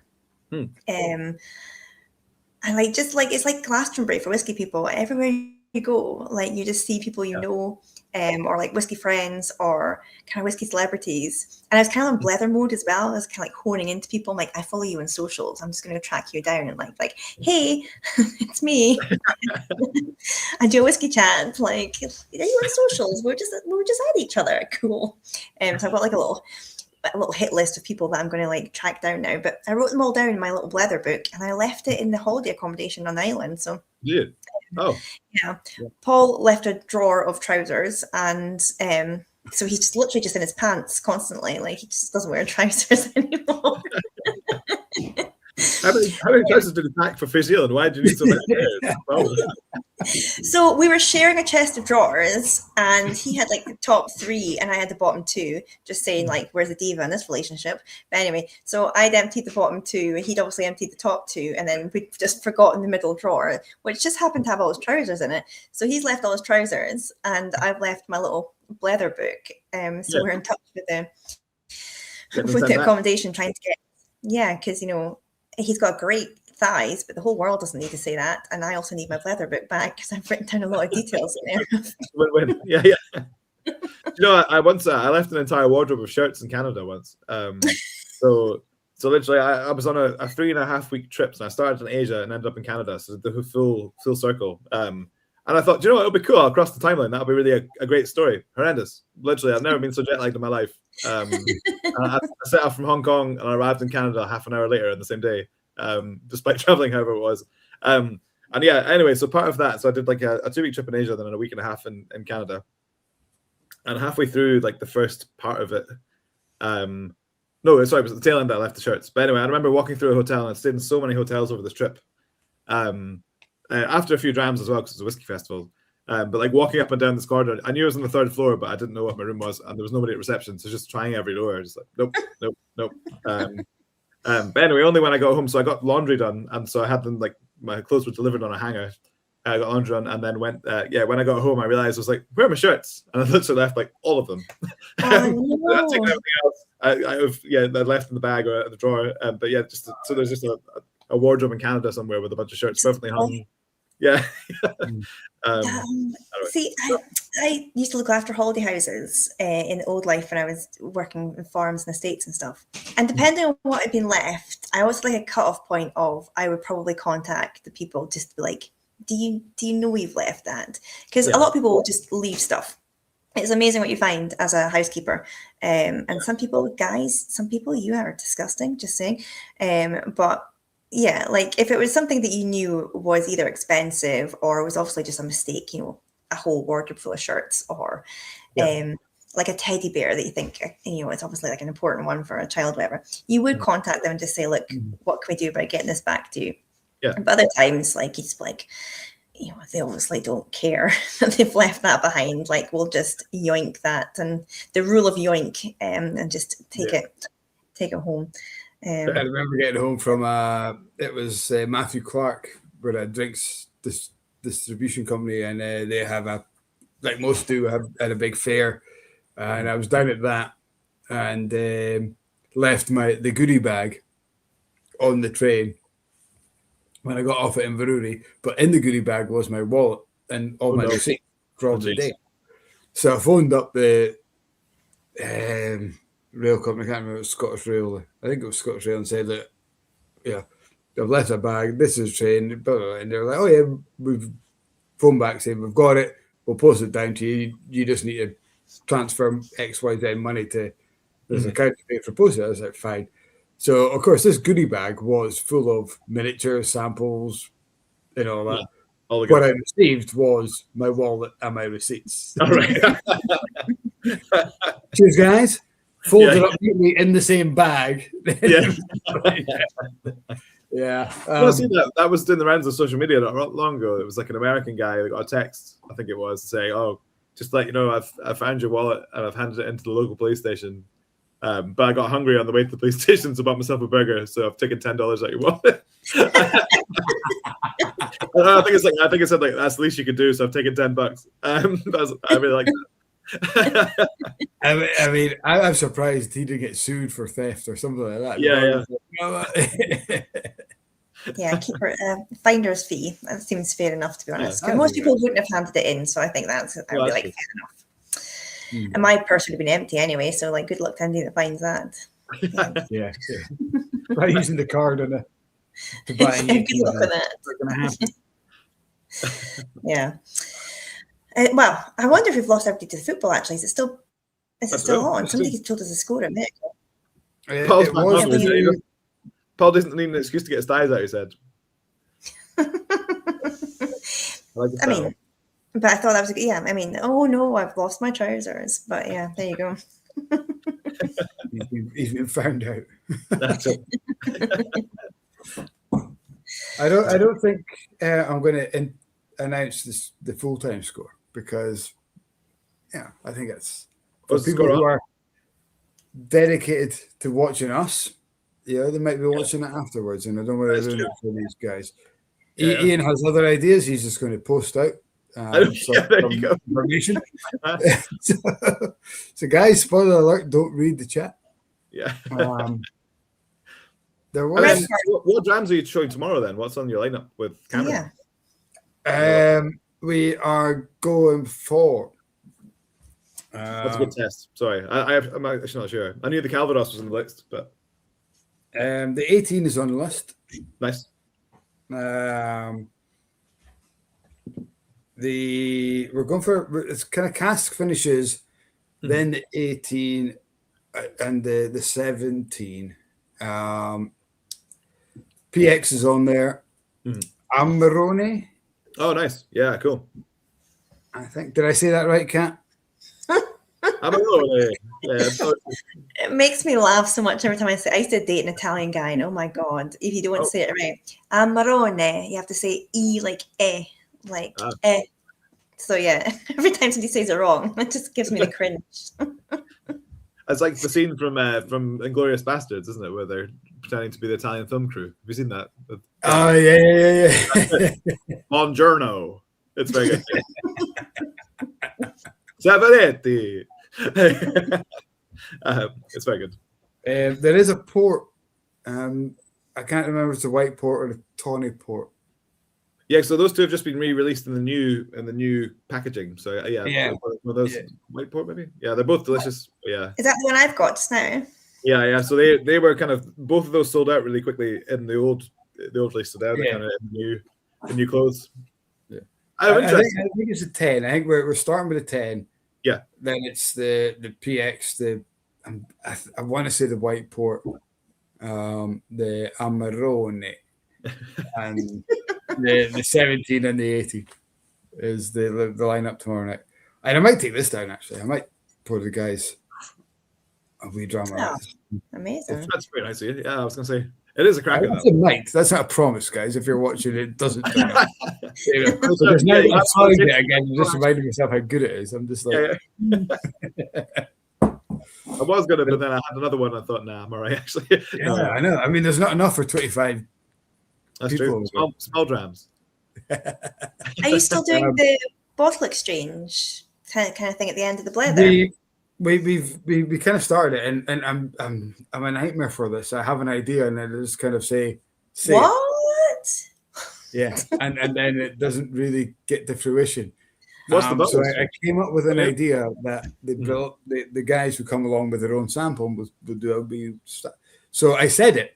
Some people kind of listen, some people haven't, and I haven't reiterated. So I've got like a dozen samples just waiting to be exchanged, but I don't want to come out and say, here, half of you guys can get it. So yeah, I like a bottle exchange. That's a good shout. Yeah, I think I need to affirm a rule or something. Yeah. Well, so is it everybody in the chat gets to exchange, or how does it work? So for the whiskey club that we have that we're doing tomorrow, like when you turn up, you come up with a sample from your own collection, and then I'll just rumble them up, and at the end of the night, you leave with somebody else's sample. That's cool. I like that. So that's the plan. Yeah, nice idea. It's cool. A nice idea. I like that one. I kind of saw it all happening. I'm not sure if you saw this. I think you were out. This is our new shop exclusive. I'm going to pour it. I poured it and then I poured it back because Iain forced me to open my Glencadam cask. Well, you sent me a picture of that at the end of the Blether last week or the week before, because you said that you said something that Diego would say it was so dirty it needed a safe word or something. Yes. Yeah. So it does look horrific, the color, but I'm sure it tastes marvelous. Amazing. It's lovely. It's got that kind of. I mean, it's full sherry. It's got a little dirty taste in the mouth that, like a pretzel, where you just there's something about it. It just makes you go back for more. Yeah, that's fair. I think it's age proud like kind of character. Like yeah. I think I've said I don't think I've been as excited for a shop release since Glencadam, obviously. I mean, that was well received at the end there. I was like, oof. Oh, cool. And Jericho's quite a cool one for you because Jericho's obviously like the Benahee distillery too, right? Or did it used to be called it released a whiskey called the Benahee Malt. And their slogan was "There's naysayer heeds in Benahee." Actually. So for the foreigners there who are listening still, it means that you won't get a sore head from drinking this whiskey. Yet to be proven on the quantity. Yeah, but maybe tomorrow morning I'll give you a shout. Bottles are cool, like kind of retro, kind of old school. Yeah, it's just Lost Distilleries, is it? All right. It's Lost Distillery, yeah. Yeah, cool. Yeah. Nice. And I quite like I like the black bottle idea, and we replicated that for one of our Foghouse whiskies. Yeah. But as a whiskey drinker, I love the idea of buying bottles blind and stuff. But yeah, I know for a fact if somebody walked in and seen that, they'd buy it anyway in a clear bottle. It's such a pull pot. It's such a pull, and I don't care how into whiskey you are when you say color doesn't matter. Light whiskeys. Everyone's attracted to like dark colored whiskeys. It's a big thing. Yeah, you see that on a shelf. Right, that's why caramel coloring's used, isn't it? That's one of these things. It's everyone likes the darker looking spirit. Yeah, but this is natural. It's all natural color. Yeah, that's cool. So, but I've been trying to get. I don't know if you know Scott, who's the guy behind the Lost Distillery Company. We're getting him on the Blether. Cat will need to catch up on that for a date, but he won't tell me the recipe. So it's a blended malt. Yeah, cool. But a lot of the Lost Distillery stuff isn't it? Yeah, because they're recreating that flavor kind of idea, is it not? Yeah, they're all. Are most of them blended malts? They're all blended malts. Yeah, they'll do. So this is a single cask blend. Yeah, cool. As far as a single cask blend can be. Yeah. Blend. I think it's blended at birth. Yeah, cool. But I need to find out a little bit more about it. But Mordecai saying I wouldn't attempt making whiskey in the real city of Jericho today. Yeah, that's fair. Yeah. So the story behind it is that there's Benahee's our main mountain in the area, and there's a burn that runs through called the Jordan. Yeah, so okay. They called it the Jordan, hence, and it was a pastor, a guy called William Smith, who opened the distillery, but with the religious connotation, he called the distillery. The distillery was always called Jericho, but the whiskey was called Benahee. Oh, okay, cool. After the mountain. So when it came to demolition, did they break it down using horns? Sorry, I help myself. It's not. I mean, it's Benahee. Is it still like is it still a remnant of where the distillery was, or is it all completely? There's not much you can see because I walked up the hill behind it. It's like it's not. I don't remember how big the hill is, but there's literally just a farm on it. I couldn't see it. I don't know if you've been right up to the farm, but I couldn't see anything when I was walking. I think the malt barn is now stables, a cow barn. Yeah, but that's all that's left. Yeah. And so Kat, did you see Northport when you were at Glencadam? See what? Sorry. Northport Distillery. Oh no. All right, so literally, so if you know the co-op as you're driving towards Glencadam. Yes. So that was Northport. So the only bit that's left is they've left the end of one warehouse wall. Oh, And no if you see it, it's way. actually on the road beside it. It's called Distillery Road. But yes, that used to be the whole co-op and co-op car park used to be Northport Distillery, but they leveled the whole thing apart from one warehouse wall. That's so cool. I'm going to write that down. Yeah, super. One of the most haunted distilleries in Scotland, apparently. It was loads of reported hauntings at Northport. Really? So it was apparently you could hear a warehouseman tapping casks. In fact, Doug Fitchett that we were talking about earlier, he swears by hearing it as well. So he used to work there for a while. But yeah, so when you're checking with your cask and hammers, but yeah, you hear someone tapping the cask at night time. Gordon MacPhail released a Northport this last year as part of one of their collections of old distilleries. Yeah. Oh, cool. Yeah. I've not, to be fair, like I suppose you can't really disparage a brand that doesn't exist anymore. I always like to try, if I ever get the chance, to taste like relic distilleries and kind of old styles. But I've never had a Northport that I've absolutely fallen in love with. It was quite soapy spirit. Kind of had a little bit of like kind of cherry. Remember those cherry lips you used to get as kids? That kind of the sweet taste like soap. Has a little tinge of that, which is not really my favorite tasting note. But I'd like to try one that I'd enjoy. I've never had they've never been awful, but I've never had some that I've gone, oh yeah, do you know what? We're really missing that. But do you feel that, given the recent whiskey boom, and I know we're at the tail end in this kind of this natural digression of it, but Port Ellen, Rosebank, Brora are coming back to life and stuff, and there's this big kind of, these are these great iconic malts. How much of that is nostalgia, and how much can we say, well, you know what, there's a reason they closed down is because people didn't want to drink it.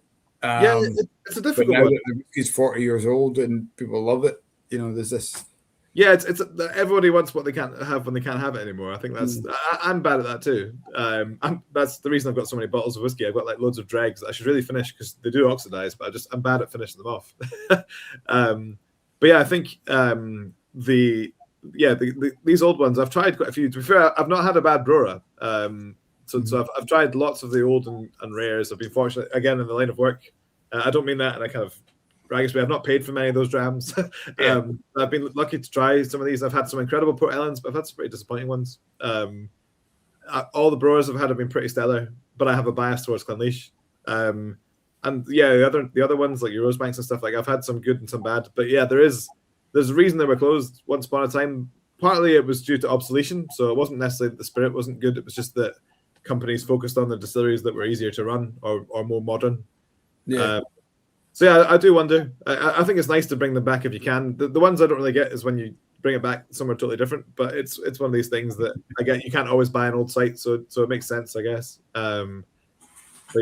But unfortunately, but realistically, at the end of whatever is going through the industry now, I'm sure there'll be some others that probably don't make the cut. And I think that's the expansion and contraction of the industry. Yeah. So whether people look back and go, oh, it was really good when we can get X. We'll wait and see, I guess.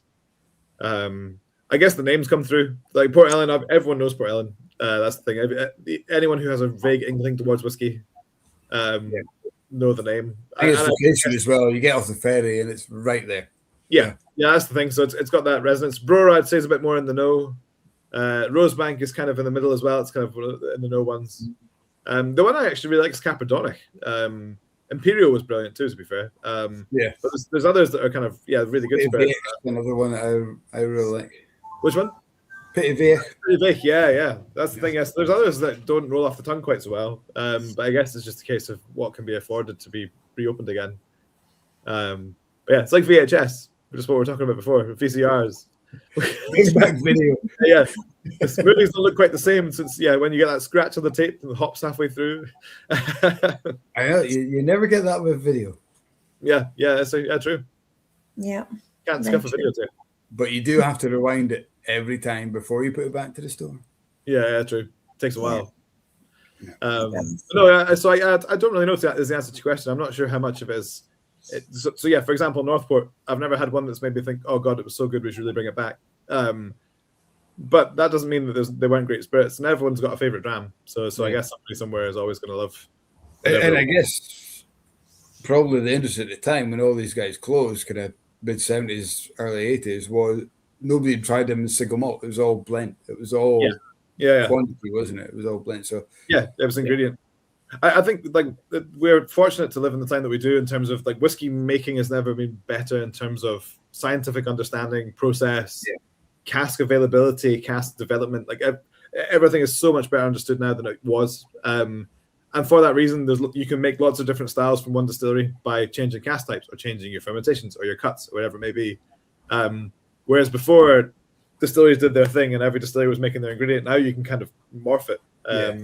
Actually, Robert Fleming always says that. So he's a 4th generation whiskey maker, and his dad could sit and tell you the difference between a Cragganmore and a Glenfarclas and a Tormore and a Tomintoul and a Glenlivet. But back then there was only one of each, so it was able to be like, that's the house style of them, and this is this one. Whereas now, you can get 15 different styles from each distillery. So blind tasting is really difficult these days.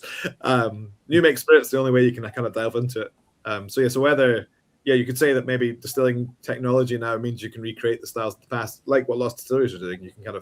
You can build those flavors by doing it a different way than necessarily building the distillery again. But not too sure. Wait and see. I guess I'm also a Scotsman and I'm guided by my budget. So we all have a budget. That's the thing. Yeah.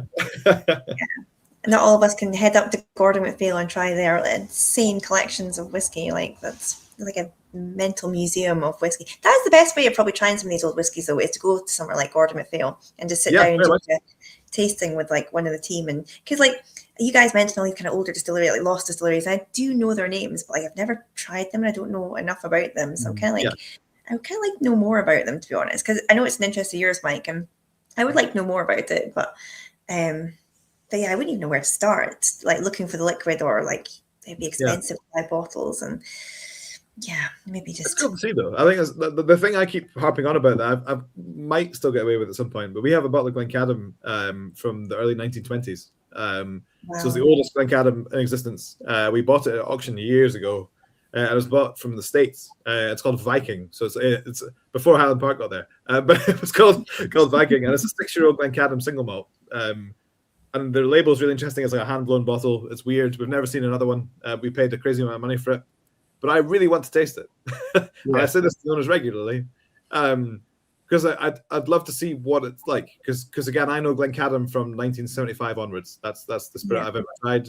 But it's been around for a long time before that. So I would love to see what it tastes like from that era. That's cool. But the only thing is there's one of one. So if I make a mess of trying to sample it, I'm not going to be a very popular person. It's like someone dropping like a Ming vase. You don't want to be that person. But also, you're a massive blender. You're keeping it a Quaich. You're just like, well, right. I've got my Duke of Edinburgh Bronze Award. What more do you need? I mean, you can borrow my Blue Peter badge as well and just completely tool up. Like, I've got a Blue Peter badge. How did you get a Blue Peter badge? Yeah, I did. Oofed. Hang on. Next time you meet up, Kat, I'm going to wear my keeper's medal and you can wear your Blue Peter badge. Sorry, guys, to all the Blether still watching, you're now going to have to pay to watch this because I didn't know Kat had a Blue Peter badge. Yeah. I know, right? I thought you just go get it. I don't know if you still get them because I don't watch Blue Peter anymore. No, did you just go and get it? I thought you just went away to get it. So I thought it was in this little. I've got this little pot on my. Right, it's not there, but I think it's maybe in my bedroom because I found it when I was moving house. Do you know? I got it for drawing a picture. Bullshit on this. I will go and get it. This is like the giraffe in Ian's house that you dreamed of. I should have denied that, to be fair. You know he said he just said that to appease you. Just say, you're not crazy, Kat. I know. But I mean, having a dream about Iain Forteath wouldn't be beyond the realms of possibilities because, like, you're a cool guy. But to put a giraffe in there, like, bit of an odd one. But Blue Peter badge, right? There was a cartoon on TV called Oscar's Orchestra. It was about a piano that talked, obviously. Yeah. Okay, so the competition was to invent a new talking instrument friend to join the posse. And being Scottish, of course, I did Baxter bagpipes. And then, do you remember the band Let Loose? Their drummer showed my picture live on TV. Like they used to interview the band, and like they'd go through like the mailbag, and he's like, "This is my favorite picture. This is from Catherine in Scotland, and she's drawn some bagpipes." And I was like, "Yeah, that's me." And I got a Blue Peter badge. I'm gonna go get it. I am gonna go and get it. Give me 2 seconds, because I do know where it is. An OBE. That's a lifetime achievement award. I'll be back. Hang on. Fair. I'm glad they just said Catherine from Scotland, because she was probably flitting between 6 different places at the time. I was thinking more about the fact of some bagpipes. Like, obviously, they didn't even say from Scotland. They're just like, "Oh, I guess from Scotland." Yeah, probably. Yeah. She's. They even look at the address. They say, "Yeah, she's obviously from Scotland." Yeah. Baxter the bagpipes. Yeah, Baxter. Wow, what's the name? Oh, here she comes. Oh, wow. I'm so bad at this. There we go. You just made that at home. That's not a real. That's not the metal badge. Here's one I made earlier, guys. And is that did they make the character? Did the character become a thing? No, they kind of awarded them to like runners up and stuff. I can't remember what instrument actually won. Probably like a guitar or something like cool. But I think because because the band member showed my picture on the TV and I was like a runner up or something. They gave me a certificate and like a reason why. I'm not going to play down your Blue Peter badge. That's a pretty impressive achievement. Hey. I mean to look underwhelmed. Better than a Joe Peter badge. Well, they give you like so you used to get into like places for free with them, but they gave you like the list of places, and they were literally all in England. Like none of them were in the far north of Scotland. So I'm like, okay, so I won't be going anywhere there. With my badge. But just say while you were away getting it, I was saying to Ian, it was a surprise you got it, because you probably moved, but from the house that you were in, when you sent the letter, you're probably in a different place altogether. Could have been with your rocks. Yeah, that's fair. It survived the purge. So it's. Do you guys know Andy Bell? Who's a brilliant guy in the industry. So he works in Loch Lomond now, but he's been in the industry same kind of time as myself. I've known him a long time. Worth getting on for a blether at some point, but I've plugged him in for it. But he has a Popmaster radio. He won Popmaster. No way. Yeah, and I only discovered it. You won it. Okay. Yeah, I was in the toilet. How good you doing, don't you? Where did you get a Popmaster radio from? Oh yeah, I won Popmaster. I was like, what? Yeah. Cool. Yeah, but Terry Wogan, I think, as well, back in the day, being an OG Popmaster. Is that when you go like right through the whole year, and then you're like the champion at the end of the year? I think like the end of the week, maybe. I think they hand a few there, but still, that was in the day when it was quite impressive to have a digital radio. Now it's just quite standard. I feel like we've aged ourselves on this podcast. I think I would do pretty well for VHS. Yeah, I would do well, but I would be terrible live. I think I'd buckle. Yeah. That's it. Listening to radio, I like that kind of questions. I'm pretty good at guessing, but yeah, when you haven't got the pressure. Yeah. I think that's anyone who goes on a TV show. I admire that. Yeah. Just the seize up. Yeah, I know. I think it's out of context though as well. Like, because even though people ask you something that you could answer on a normal day of the week, if there's a camera in front of you and you're being interviewed, like your brain, it's even like a job interview, like your brain just goes, no, we can't do that now. Turns out I don't know. What's your name? Oh shit. What's my name? I practiced that. And then you just go into panic mode and say something ridiculous. But yeah, I know I do get that.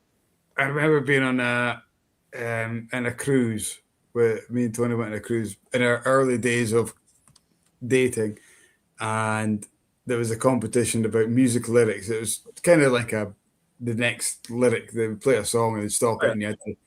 And at the time, I'm pretty good at my music and stuff. And then Tony's like, "I'll go and enter it." I was like, "Fuck, okay." So I went in, few jar, and got to the final, and there was a lassie in me. And when it came to the actual final, the guy held the microphone out in front of him like that. They played the song, and when it finished, I was so enthusiastic because I knew it. I actually punched him out of the way and grabbed it and said it just to make sure I got it. And it was like, I have no idea where that competitive value came from. It was like, that is, and I've seen her going for it. I'm just like, so maybe it was like a self-defense, like get him in front of her kind of thing. Did you try and stuff a chestnut in her mouth? I didn't. Oh, fuck, I'm not that brutal. Jesus. But yeah, I just, and I'm trying to remember the song it was. I think it was Kaylee. The song Kaylee by Marillion. Oh, right, yeah. I thought you were going to say, like, Strip the Willow. No. It was a Kaylee number. Yeah. But I cannot sing Worth a Fuck. And the guy, because that was my first thing, I was like, I can't sing. He was like, as long as you know the words, you just need to say them. But at this point, I was just like, Kaylee, I just got to say them. And I belted out with this whole thing. And it was like, Tony's just like, yeah, he's not with me. For that pleasure, I got like this plastic thing, no bigger than a Glencadam. This little plastic thing to say I won. I'm just like, wasn't really worth an assault charge. Yeah, it wasn't worth knife in the cells. But well, there we go. We're all winners. You know, you've got your plastic karaoke cup. I've got the Blue Peter badge, and you're the keeper of the Quaich. So you know, we're all winners on the podcast. I was level comments for people talking about Blue Peter badges. Yeah, there's a few people say, yeah, you're being questioned whether it's legit. Yeah. Well, make your own beer. Well, I mean, look at this guy. It's like that's real shit right there. That genuine Blue Peter badge. That's like, a Blue Peter. Do you know, the spell's wrong? Yeah, I'm joking. You guys, honestly, you're. That's pretty cool. I don't know. You're the first person I know that has a Blue Peter badge. So there you go. Awesome. Yeah, how many times have you worn it? I was terrified. Why was it in the bedroom? Every time you're trying on an outfit, you're like, "Do I wear the badge today? Maybe not today. No. What? You should wear it to work tomorrow. Just to see if anyone notices." I should actually, yeah. Like just for special occasions, you know, like sort of, you know, for Keepers of the Quaich, you know, for my tartan sash, I'll just use it as like my sort of, my brooch. And so I've never actually worn it because I was terrified of losing it as a kid. So that's why I knew where it was, because it's like a little jewelry box. It's got like my nana's rings and stuff in it. So it's always just been in there. But yeah, I feel like I should show it off a bit more now. But I think it's like age, like I think it's age like relative. Like we would get it, but I think like, you know, my teenage kids would like, you know, it's just a mad woman wearing a pin badge. So yeah, if you know, you know, I guess. I know, I'll be like, this is Kat. She has a Blue Peter badge. This is Mike. Yeah. You want a karaoke? Yeah. I think you need to get some like letters in front of your name for the Blue Peter badge. To be fair. BP, Wait, I'm not sure if BPB is more connotation to the like some kind of political British party. Yeah, that's my point. Yeah, like Britain first, guys. Make Blue Peter Gaga. I think it's called Yeah, I can make Tracy Island out of toilet roll tubes and, you know, get rid of immigrants all in one go. Sticky back plastic, isn't it? That's exactly. Sticky tape. I know, yeah. No, it's good. I should try and like sell it on. No, I don't want to sell it. I'm going to keep it. But I think if you did something really, really good, you got like a gold one, didn't you? If like you kind of did like a big charity project or something, you got like a gold one at the end of the year. Really?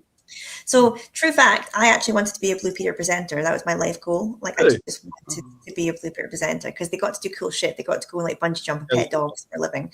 And then I realized I didn't like time, obviously. No, don't mix those two things. But then, bungee jumping and petting dogs at the same time. Don't do it together. Shep. Yeah, don't let go of the dog. That would be like really bad TV. I would have got cancelled pretty quickly with that. It's a really upset collie flying. To be fair, that's quite a nice ambition, is to be a Blue Peter presenter. Yeah, definitely. Oh, I'm bouncer by name, but not by nature, apparently. Do you see the dog's called Pat or Splat? No. This is when all these pugs with a squash nose, and that's why. Conveyor belt of them. Yeah. But like with I can't control what's coming out of my mouth at the best of times. So I think I'd be cancelled pretty quickly on Blue Peter. And I don't actually like children. I like my children, but I don't particularly like anybody else's children. So I wouldn't have made a very good Blue Peter presenter at all. And so, yeah, that ruined that. So now I just talk about whiskey all day. And Iain asked, is that how I got the job at Glengarry? I flashed my Blue Peter badge. 100%. That's the only reason I got the job at Glengarry. I think any kind of institution in the UK will give you an instant job if you want a Blue Peter badge. Yeah. Tell me, how was your what qualifications you have? Well, I do have a Blue Peter badge. Oh, say no more. And you go. And you go. I'm gonna wear it everywhere. I'm just gonna turn up places and just be like. I think you'd get quite a lot of positive feedback to people being like, "Is that an actual Blue Peter badge?" I'm gonna go on eBay after this. I feel like I'm missing out now. That's it. Yeah. I wonder if they do. I'm actually going to start in the shop. We're going to do a Blue Peter discount. Yeah.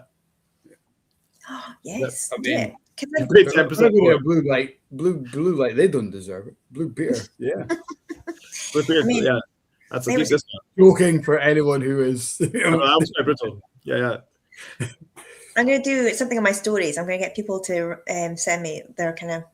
If they're Blue Peter badge holders too, because there must be so many Blue Peter badge. There must be. I've never met another one. Maybe we're like secret society, like the Keepers of the Quaich. That's it. This unwritten secret club. The Blue Peter badge holders. Yeah. Is there not a code on the badge, like a little website or a QR code that you can scan? Yeah. This is when we had 4 channels, Mike. With your Nokia 3320. Well, we're watching. They only had. Yeah, I know. But no, we're not advanced enough for that. But yeah, I wonder if there must be like some sort of club out there for like adult Blue Peter badge holders. There must be like Blue Peter badge holders anonymous. Life's just never been the same, I peaked so young. Living in the shadow of my Blue Peter badge. It was my moment, my 3 minutes. I don't even says well done. I don't even get a badge or anything.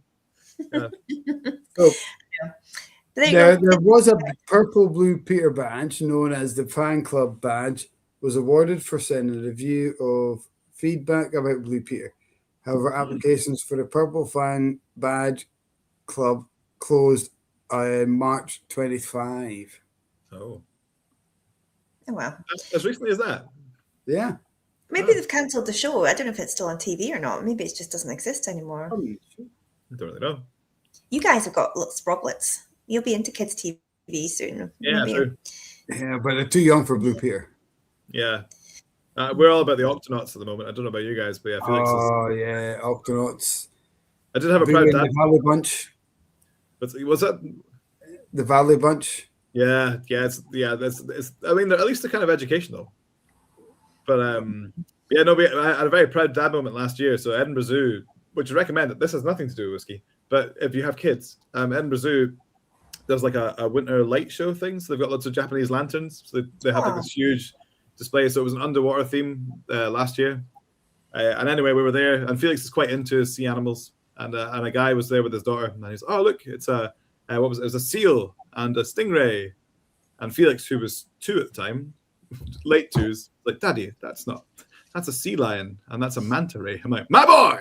I started a 40-year-old man. I was like, but yeah, he was like, that's not a sea, that's a sea lion. I'm like, oh, well done him. Yeah, there you go. Yeah, I mean, I'll get on to whiskey soon enough. But for the meantime, yeah, sea creatures, Octonauts has its place. That's not Tomintoul, it's Tomintoul. Yeah, tell them. Yeah. He did. On the flip side, he offered our what do they call them? The kind of healthcare lady, worker, or the person that comes to visit. So Lucas, your health visitor. Yes, health visitor. That's the one. Offered them a whiskey, which was mad. Because on the occasion of I'm working from home, I kind of work from a dining room. And there's been a couple of days where Felix has not been in nursery, and he'll kind of be like, "Oh, Daddy, I want to sit with you." I was like, I can't. But he's like sat down beside me. I've poured him a glass of water. So he like sit and pretend to nose, which is quite cute because again, you know what it's like when they really want to see you, you can't really say no. So he was like sitting beside me pretending to know his water. But anyway, and he's like, "This is my whiskey." I'm like, "Yeah." Like kind of, he's understanding of what I do for a living. But anyway, when and in the living room we have like a whiskey cabinet. But yeah, the lady was there looking. She's like, "Oh, how are you, Felix?" She says, "I'm good. Would you like a whiskey?" And she's like, "Sorry, what?" What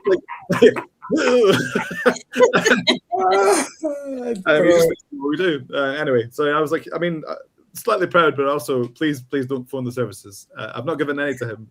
But he knows what it is. I thought educating him young is a good idea, but it is difficult. I remember my youngest telling somebody that I just drink whiskey for my job. I'm like, I'm not a professional alcoholic. But then, like when you have like a whiskey shelf, like for all of us, that makes sense. You know, like it's a hobby, it's an interest. But you find yourself explaining it when somebody completely unknown comes into your home. So. Yeah, like, oh, that's a lot of bottles. Yeah. I know. So, like, I had a meeting with the celebrant who was doing my dad's funeral. But he came in and he's, I was like, make you a cup of tea. And he's kind of just stood looking at my shelf. And you kind of find yourself going, I work in whiskey. It's his job. I work. That's my job. Absolutely what it is. It's like you think, yeah, you look like you've got a problem because it's literally in the middle of my living room. And yeah, a lot of them are open. But yeah, I don't know why you feel like you need when there's like this less in every single bottle. Yeah. And there's 3 of them open with glasses poured on the dining table. It's a diffuser. Yeah, it's fine. Yeah, I think my line is always that, because again, it's kind of an occupational hazard that comes with the job, doesn't it? But I always say, you know, if I had a problem and there wouldn't be so many footballs, it would just be it'd be very strange now. But yeah, exactly. But maybe that just sounds like I'm defending it. But it's one of those. I think I'm quite lucky when I go to work. When I come home and do this kind of stuff, they're in bed. So yeah, you know, they're a wee bit shielded. But he does. We drive past the fog house and he says, "Oh, Daddy's work." Yeah. Are we going to Daddy's work? And he comes in, but there's a cafe kind of culture through the day as well. So yeah, that's cool. He mostly sees coffees and sandwiches. And but to be fair, he sees the cake. Fuck me. Well, I mean, the cake, yeah.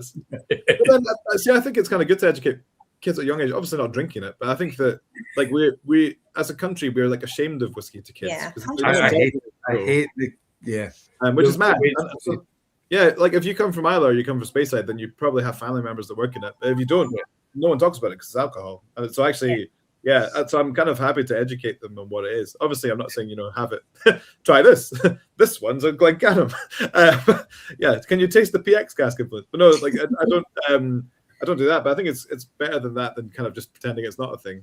I think so. Yeah, I think if you hide alcohol and make it a thing of like you can't have it, you can't have it, you can't have it, and you get to 18, it's like, oh my god, I need to try it. But like if it's always there, like wine with dinner now and again.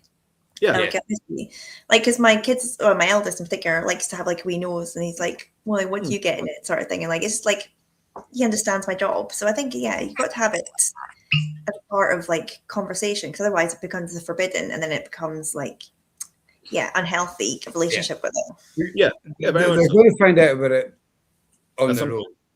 I would rather find out about it in a controlled environment with me, either in the house or at the shop or in the pub. And say, here's what it is. Let's not make it something like that poison chalice, like the cookie jar at the top of it. Yeah, the thing that's a forbidden fruit. Although, ironically, I mean, we should probably caveat that me and Mike's kids are 3, so they're still a while off before like the 100%. Yeah. We're not feeding them. Yeah, it's like wine at dinner. Yeah. Well, you can have this. But I do think it's so hard to get people to understand. It's understanding alcohol rather than hiding it. I'll be honest. I think the licensing scheme at the moment is pish. I think it's all about hiding it and trying to discourage it rather than educating. But ironically, then they'll allow a late license for the football, so everyone go absolutely tanned. Yeah. What else do you do with football? Our local town hall has opened up tickets, and they've got a license at 2:00 to open. And most people are going there because they allow kids. Yeah, but like I think that's I think that's the thing. If you make it a stigma, then people abuse it. Whereas if you just make it normal, because you don't have to, it doesn't mean you should drink loads. It's just if you don't make it like a thing. But I always think there's almost a kind of shame in Scotland about Scotch whiskey. It's fine, we love it for the export, but actually nobody encourages it as a career or anything. Even though you can literally travel the world and drink whiskey for a living. Yeah. You don't have to do the second part. That was literally what you just said. The first official whiskey tasting I was ever at was at Meldrum House, Glenrothes. It was Ronnie Cox. And he told us how he told his dad, or him and his dad had a fallout, and his dad said, all you want to do is get drunk and meet women and go around the world. And he says, you'll never do that as a living. And he's like, fuck you, Dad. It's like literally what he did. And it was one of the best chats I've ever had in whiskey. Listening to Ronnie Cox talking about his time in Mexico with Cutty Sark and that. It's amazing. But I think that's the thing about what I love about the industry, though, is the fact that because someone always has a little bit too much at a festival or whatever else, but most people are actually just there because they're enjoying themselves and they want to know more and they want to experience different things. And I think that's the joy of it. People, you don't have to drink whiskey, but if you do, then you'll find quite a welcoming community of people that want to talk to you about it. I think that's the fun part of it, and that's how we got to meet, and that's how people either will be here. And I think that's the fun part about it all. It's the variety and the stories and the history and everything it all kind of interlinks to be this really cool. I mean, cool within a niche circle. I'm sure lots of people would think we're not cool, but I think you guys are cool. You guys do that too. But it's one of these things. Everyone's got their niche, and I think that's the great thing with it. You're not cool if you're mainstream. Yeah, exactly. Yeah. So, but I think I think we need to. We need. There is a fine balance, and I think it's understanding that balance of introducing young people to alcohol as a social drink. Obviously, not drinking it, but I grew up going to the pub with my dad, drinking a cola, and I thinking this is great. Yeah. And that took away that kind of mystical value of drink. It was like, well, he's drinking his beer, I'm drinking my Coke. Yeah. You don't think anything of it until you're older and you think, well, it's beer. I've seen my dad drink. I'll try it. Fuck. Yeah. It tastes horrible. Don't like it. I'm not going to ever drink that again. And then you build into it. Whereas if you keep hiding it and hiding it and hiding it, they're going to find out. They're going to drink the wrong stuff, or they're going to drink too much of it, and they're going to be drinking it for the effect rather than the taste. And I like, so Ian Abernethy said there he's been drinking whiskey with fresh orange family New Year since he was about 10. I like it. That's impressive. Yeah, I think when you're Scottish, though, you do, like, the bottles taken out at Hogmanay, and not that people they do Hogmanay anymore. Like, it used to be a thing, probably. We all remember them when, people just piled around before the bells, and you had, like, random uncles and neighbours, and, like, you were kind of all booted upstairs, all the kids with, like, stale lemonade and stuff, all the adults downstairs. But it was always bottles of whiskey, and people would come with a bottle of whiskey, and that's how people learned to like different whiskies, because, like, your neighbours brought first foot in bottles and stuff, and it's just so much part of our culture. And I think we kind of lost that a little bit because we don't have that same social traditions anymore. I was thinking about this not long ago. I remember regularly, like, family events, my dad would go to this whiskey bar and pick out a bottle to take with him, and you'd take an open bottle, you'd take it along, you'd have drams, and you'd take it home with you again. Like, the idea of doing that now seems weird. Like, so even taking an open bottle to someone's house, I don't really do it unless it's like if we're all meeting up for a whiskey night. It's different, but, like, you feel that you should bring a full bottle. And you leave I always grew up thinking it was a full bottle, and you would open for your first foot. But then you would take that drink with you for the rest of the night. So, so I even meant just for birthdays and stuff. Like, that was always the thing. Dad would always bring a whiskey with him, and my uncle would always bring one and stuff. And it was like they'd compare, but they'd kind of bring an open bottle. I just don't think that really happens so much anymore. But I mean, I do it all the time because it's work and I've got whiskey going out my eyeballs. But it's one of these things. Open bottles, But people don't really come over with an open thing. You either get gifted a bottle or. I think the idea of an open turn up somewhere an open bottle is people think, well, you've tried it, you don't like it, so you're true, Like, I just suggested it. No reason. Be different for you because everywhere you go is probably Glencadam or Tomintoul or something. You're like, No, but for New Year it was always I was always open the bottle for the threshold dram. And then take that with me for the rest of it. Yeah, fair. Yeah. But no, yeah, I say it's not that common anymore. I don't know. It's one of these. But I'm missing you, and I think having kids obviously changes everything. You know that. Yeah, that's true. We've not done a proper hogmanay since we had kids. Yeah, we've been the same boat. To be fair, I think we'll bring it back at some point. But yeah, it's getting Yeah. When they're 18 and it was kind of that was the thing. Do you know when you're talking about whiskey and kind of bottles and stuff? A good story that's happened since the last saw you is we got new carpets in our living room. That's not the story. Like, whoa! Oh my god! I thought I could see them. I thought I saw them. No, in here. You've changed. Very quick, you know. The reason I'm telling the story, so when we got the house, like our house is kind of like we bought it, but it was kind of a time capsule from the 1970s. So it's all in good nick, but it's a bit dated. This room's kind of a good example of that. To be fair, we've not really changed this one, but it's kind of fine. But we've been kind of renovating as we go. Anyway, the first thing I did was build my whiskey bar, which is arguably not the priority of the list, but it was important to me. So our living room had like an electric fake. It looked like a real fire, but it was an electric fake fire and like a fake stone fireplace and lots of pink wallpaper and everything else. I was like, nah, it needs to go. So we put in like a wood burner, built in like a big unit whiskey bar as part of it. And then ran out of money to do anything real in the house. But anyway, the whiskey bar was great. Eventually, we got around and we had enough to then do the carpets. So the guys that came in, so I forgot, but kind of just take for granted the fact there's a big whiskey kind of collection in the living room. And anyway, so there's two guys walking in. The guy at the front was like, "Fucking hell!" He's like, "Sorry, that wasn't very professional." He's like, "Are they real?" I was like, "Yeah." He's like, "Wow."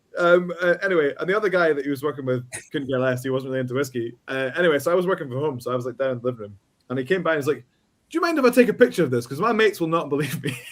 And I was like, "Yeah." I'm like, "Just don't put my address on it." So anyway, so he came around.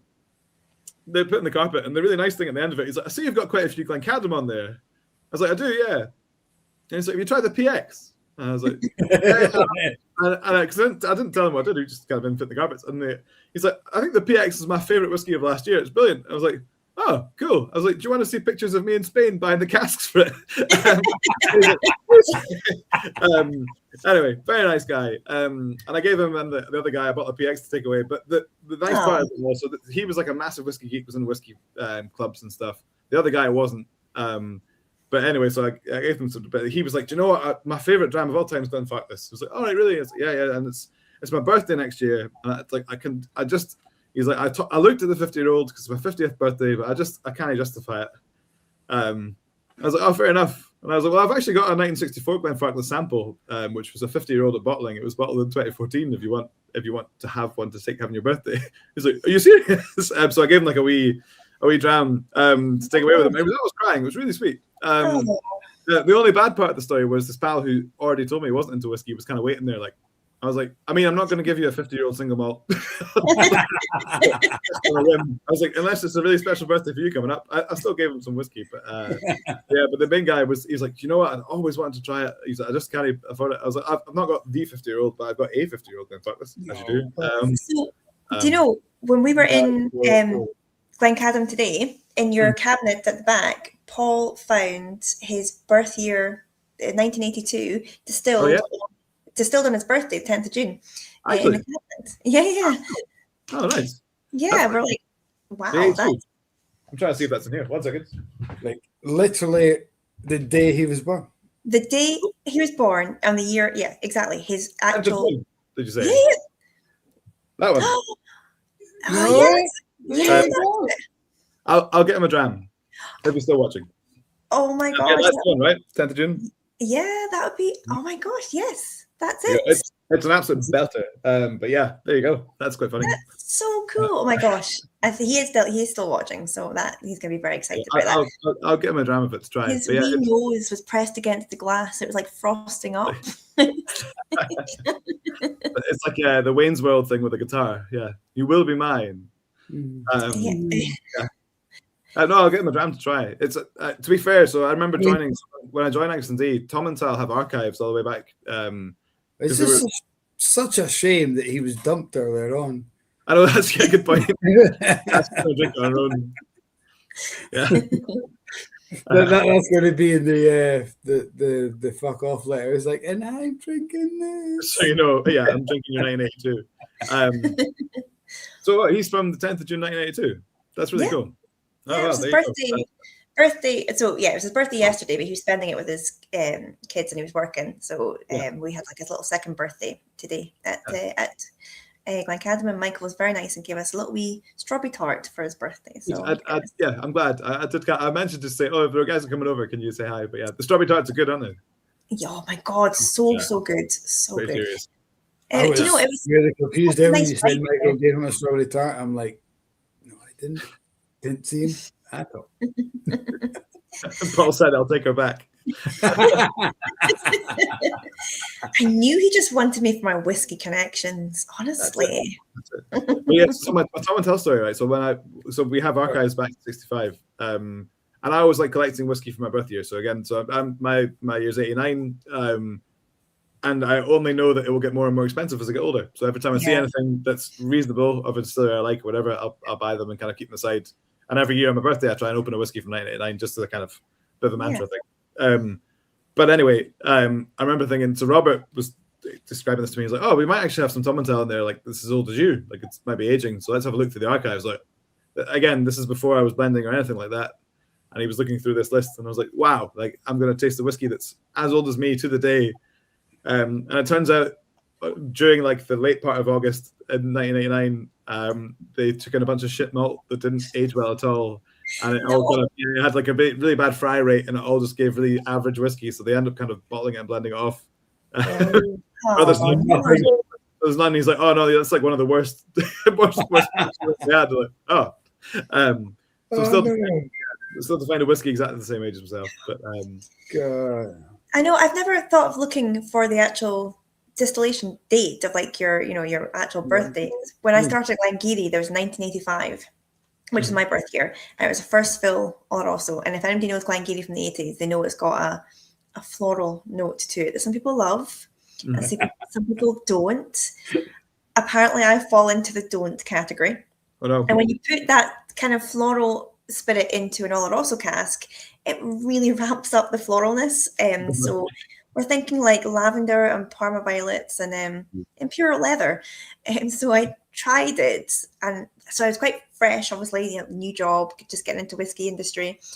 And I knew from just like speaking to people, everyone loved these sherry casks. And I tried the 15-year-old Glengarry sherry. I was like, I don't like this. Maybe this is the wrong job for me. So then I tried the 1985 thinking, wow, like whiskey, like kind of distilled in my birth year. Amazing. I tried it. I was like, get it out of my face. Get it out of my face. This is disgusting. Oh my God. So I was like, what's wrong with me? Why don't I like this stuff? And I realized. To be fair, that's the same reaction you had when Paul kissed you for the first time. No, that's so mean. That was what Sean said when that Italian guy put the chest out of her mouth, to be fair.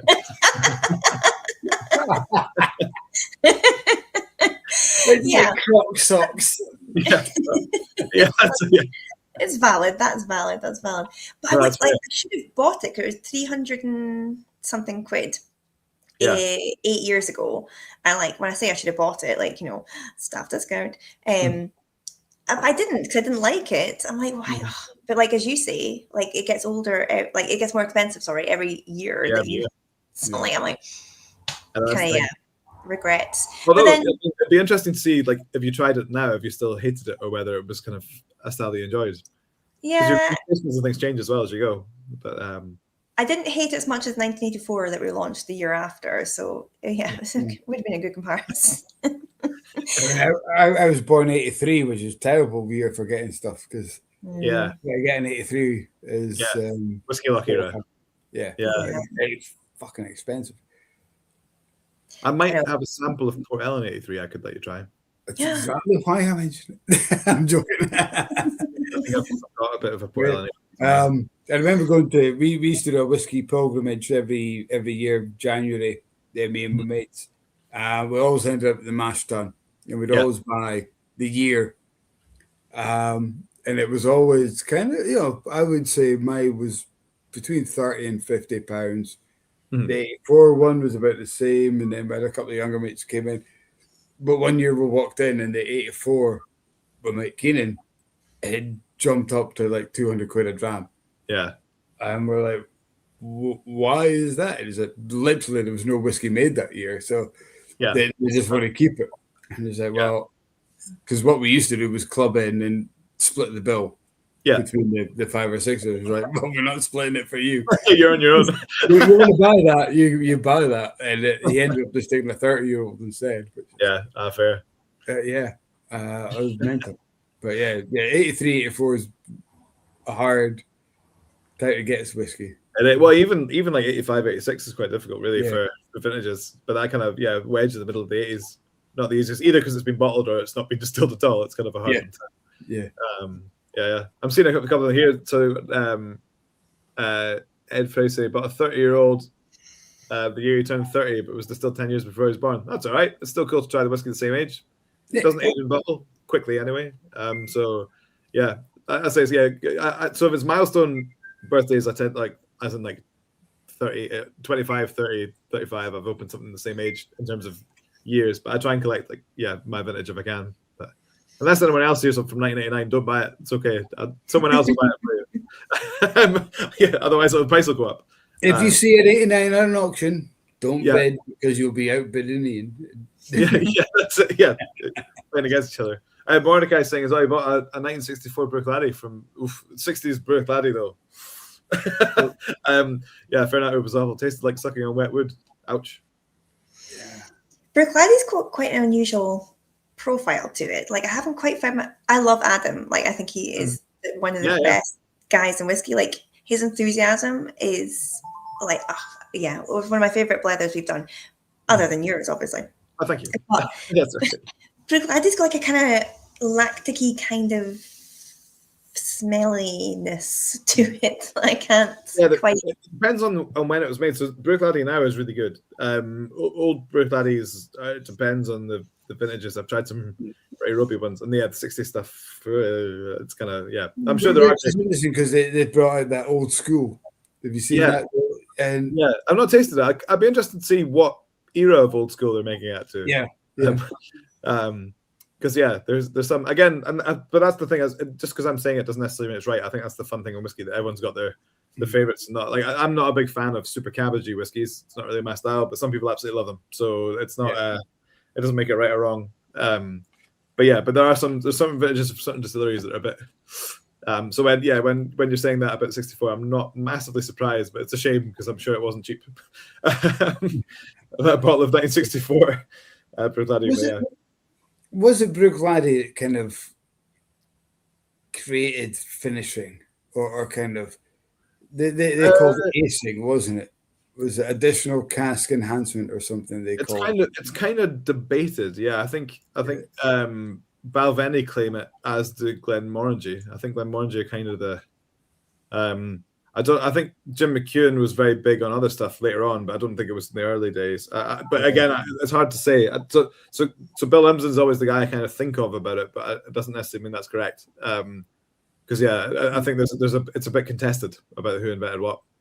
I think they were the first one to do. Glenmorangie were the first one to do a big range of it.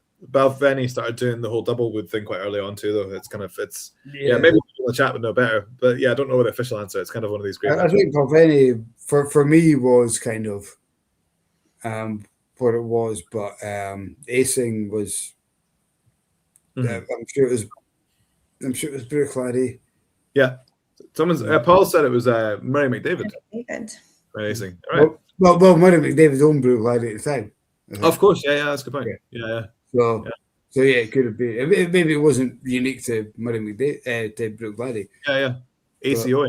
Yeah, so I'm sure it was additional cask enhancement or something like that, which became finishing. Oh, there we go. Additional cask enhancement. Mr. X, Murray McDavid. So we've got the expert in the room. He was also multitasking. Who is now single, ladies, if you want. Single ladies better step themselves down, actually. No.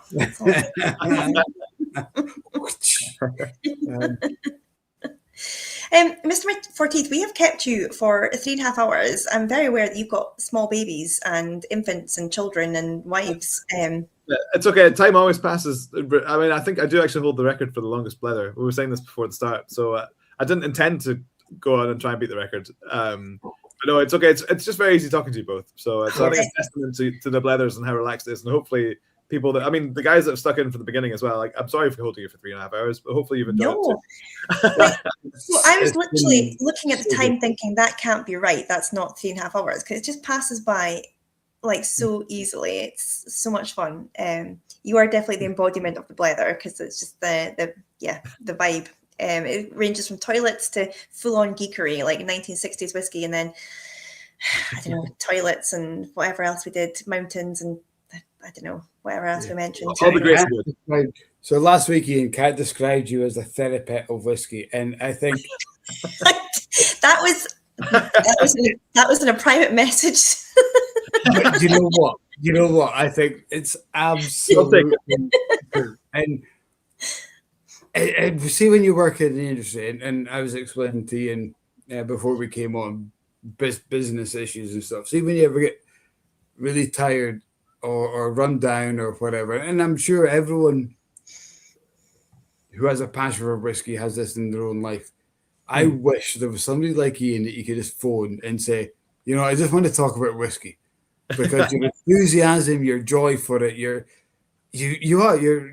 literally a therapist for it. You just make everything seem rosy again. It's the biggest compliment I can give to you. It's just like everything is good when I'm talking to you. Do you know? So genuinely, I do really love whiskey in the industry itself. I think that's the thing, and I've been privileged to kind of have a pretty successful career in it, and long may that continue. I'm fortunate to be one of the younger master blenders in the industry and all that kind of thing, and I think, but I've never tried to let it get to my head, because I think that actually, if anything, like the great thing about this industry is if you get into it, there's so many avenues and styles you can go down, or different kind of career paths, or even just enthusiasm and kind of whiskey clubs and tastings you can go to. So I think I tried to pioneer that for people and let them know that, it's not impossible.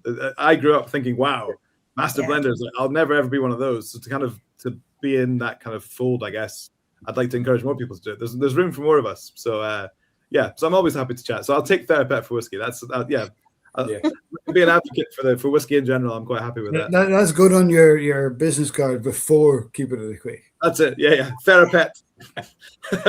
keep a soon to be Blue Peter badge holder when I find one on eBay. And sell you one. we didn't go into the chat about it used to be a shield. You used to get a shield. So I've seen the chat, and somebody said it was the wrong shape, but like this is my generation. This is post Shield generation, when budgets were strapped. But you are the Cold War was over. We didn't have to defend ourselves. You are one of the best ambassadors for Scotch whiskey, Iain. Honestly, your enthusiasm is contagious, and you do always put in a disclaimer, one of the youngest whiskey blenders out there. And I don't even think you need to say that, because we don't even see your age, because you're obviously just very, very good at what you do. So we just kind of see the sort of the results, really. I mean, it is an accolade, because it's an amazing achievement, but I almost feel like you're apologizing for it when you say it, but you really don't need to, because like what you're doing is fantastic. So it's a credit to yourself. And the chat's been amazing. So it just shows how much fun everyone's had as well. So you're always welcome back in the Blether. Please don't be afraid. I'll have to come back anytime. So it's always good fun. And I'm sorry I'm missing the tasting tomorrow. I would have been there if it wasn't. It's so good to have you up, but we'll get by. We'll survive. Cameron's a safe pair of hands. He's, to be fair, so I'm really fortunate with our BA team. Like Cody and Cameron are absolutely brilliant, and they're also the same thing. Their fire is very much there. They've still the same kind of excitement for the whiskey industry as I do. So it's very easy to work with people like that. I just came off the phone to him before I jumped on. Well, just before putting the kids to bed. He's a good lad. Yeah. No, it'll be a good tasting, I'm sure. But no, it's been a pleasure, and I'm always happy to give you a time. So it's. And I will send that dram for Paul. Oh, amazing. Thank you so much. And we won't leave it so long between Blethers next time. We'll get you on a lot sooner, but you're a very busy man, so we're always appreciative of your time too. No problem at all. I was going to say, I don't know who's on next week, because I lost my little Blether book, and I'm down at the Royal Highland Show next week, so I can't actually remember if I got a guest, and I don't even know if I'll be there. So it's kind of in the air, guys. Potentially, it might just be a me and Mike chat from the Royal Highland Show. Maybe. I think I think we might be able to speak to Scott Watson, who's the creator of our latest exclusive and owner of the Lost Distillery Company. Awesome. So yeah, I think that's happening next week. I think we did kind of half talk about it. I think you are right. So yeah, I might be doing it live. I love how sat next to some cows and stuff while we're talking. I mean, that's just quite cool, to be fair. Yeah, live from the Royal Highland Show. Yeah, I know. Like roving reporter, like Lois Lane, out among the cows. Okay. Anywho's, we will let you guys know before next week where I will be and who will be on the chat with us. We might just interview a cow. Who knows? It's your Blue Peter dreams come true. If not, Kat will always be here. I know. Do you know, I am a little bit like a Blue Peter presenter. This is actually like better than the original dreams, so it's all good. It's all good. Right, on that cheery note, guys, we're going to go before I actually fall asleep. Flange, right? Flange. See you next week. Iain, stick around, please, after. Sounds good.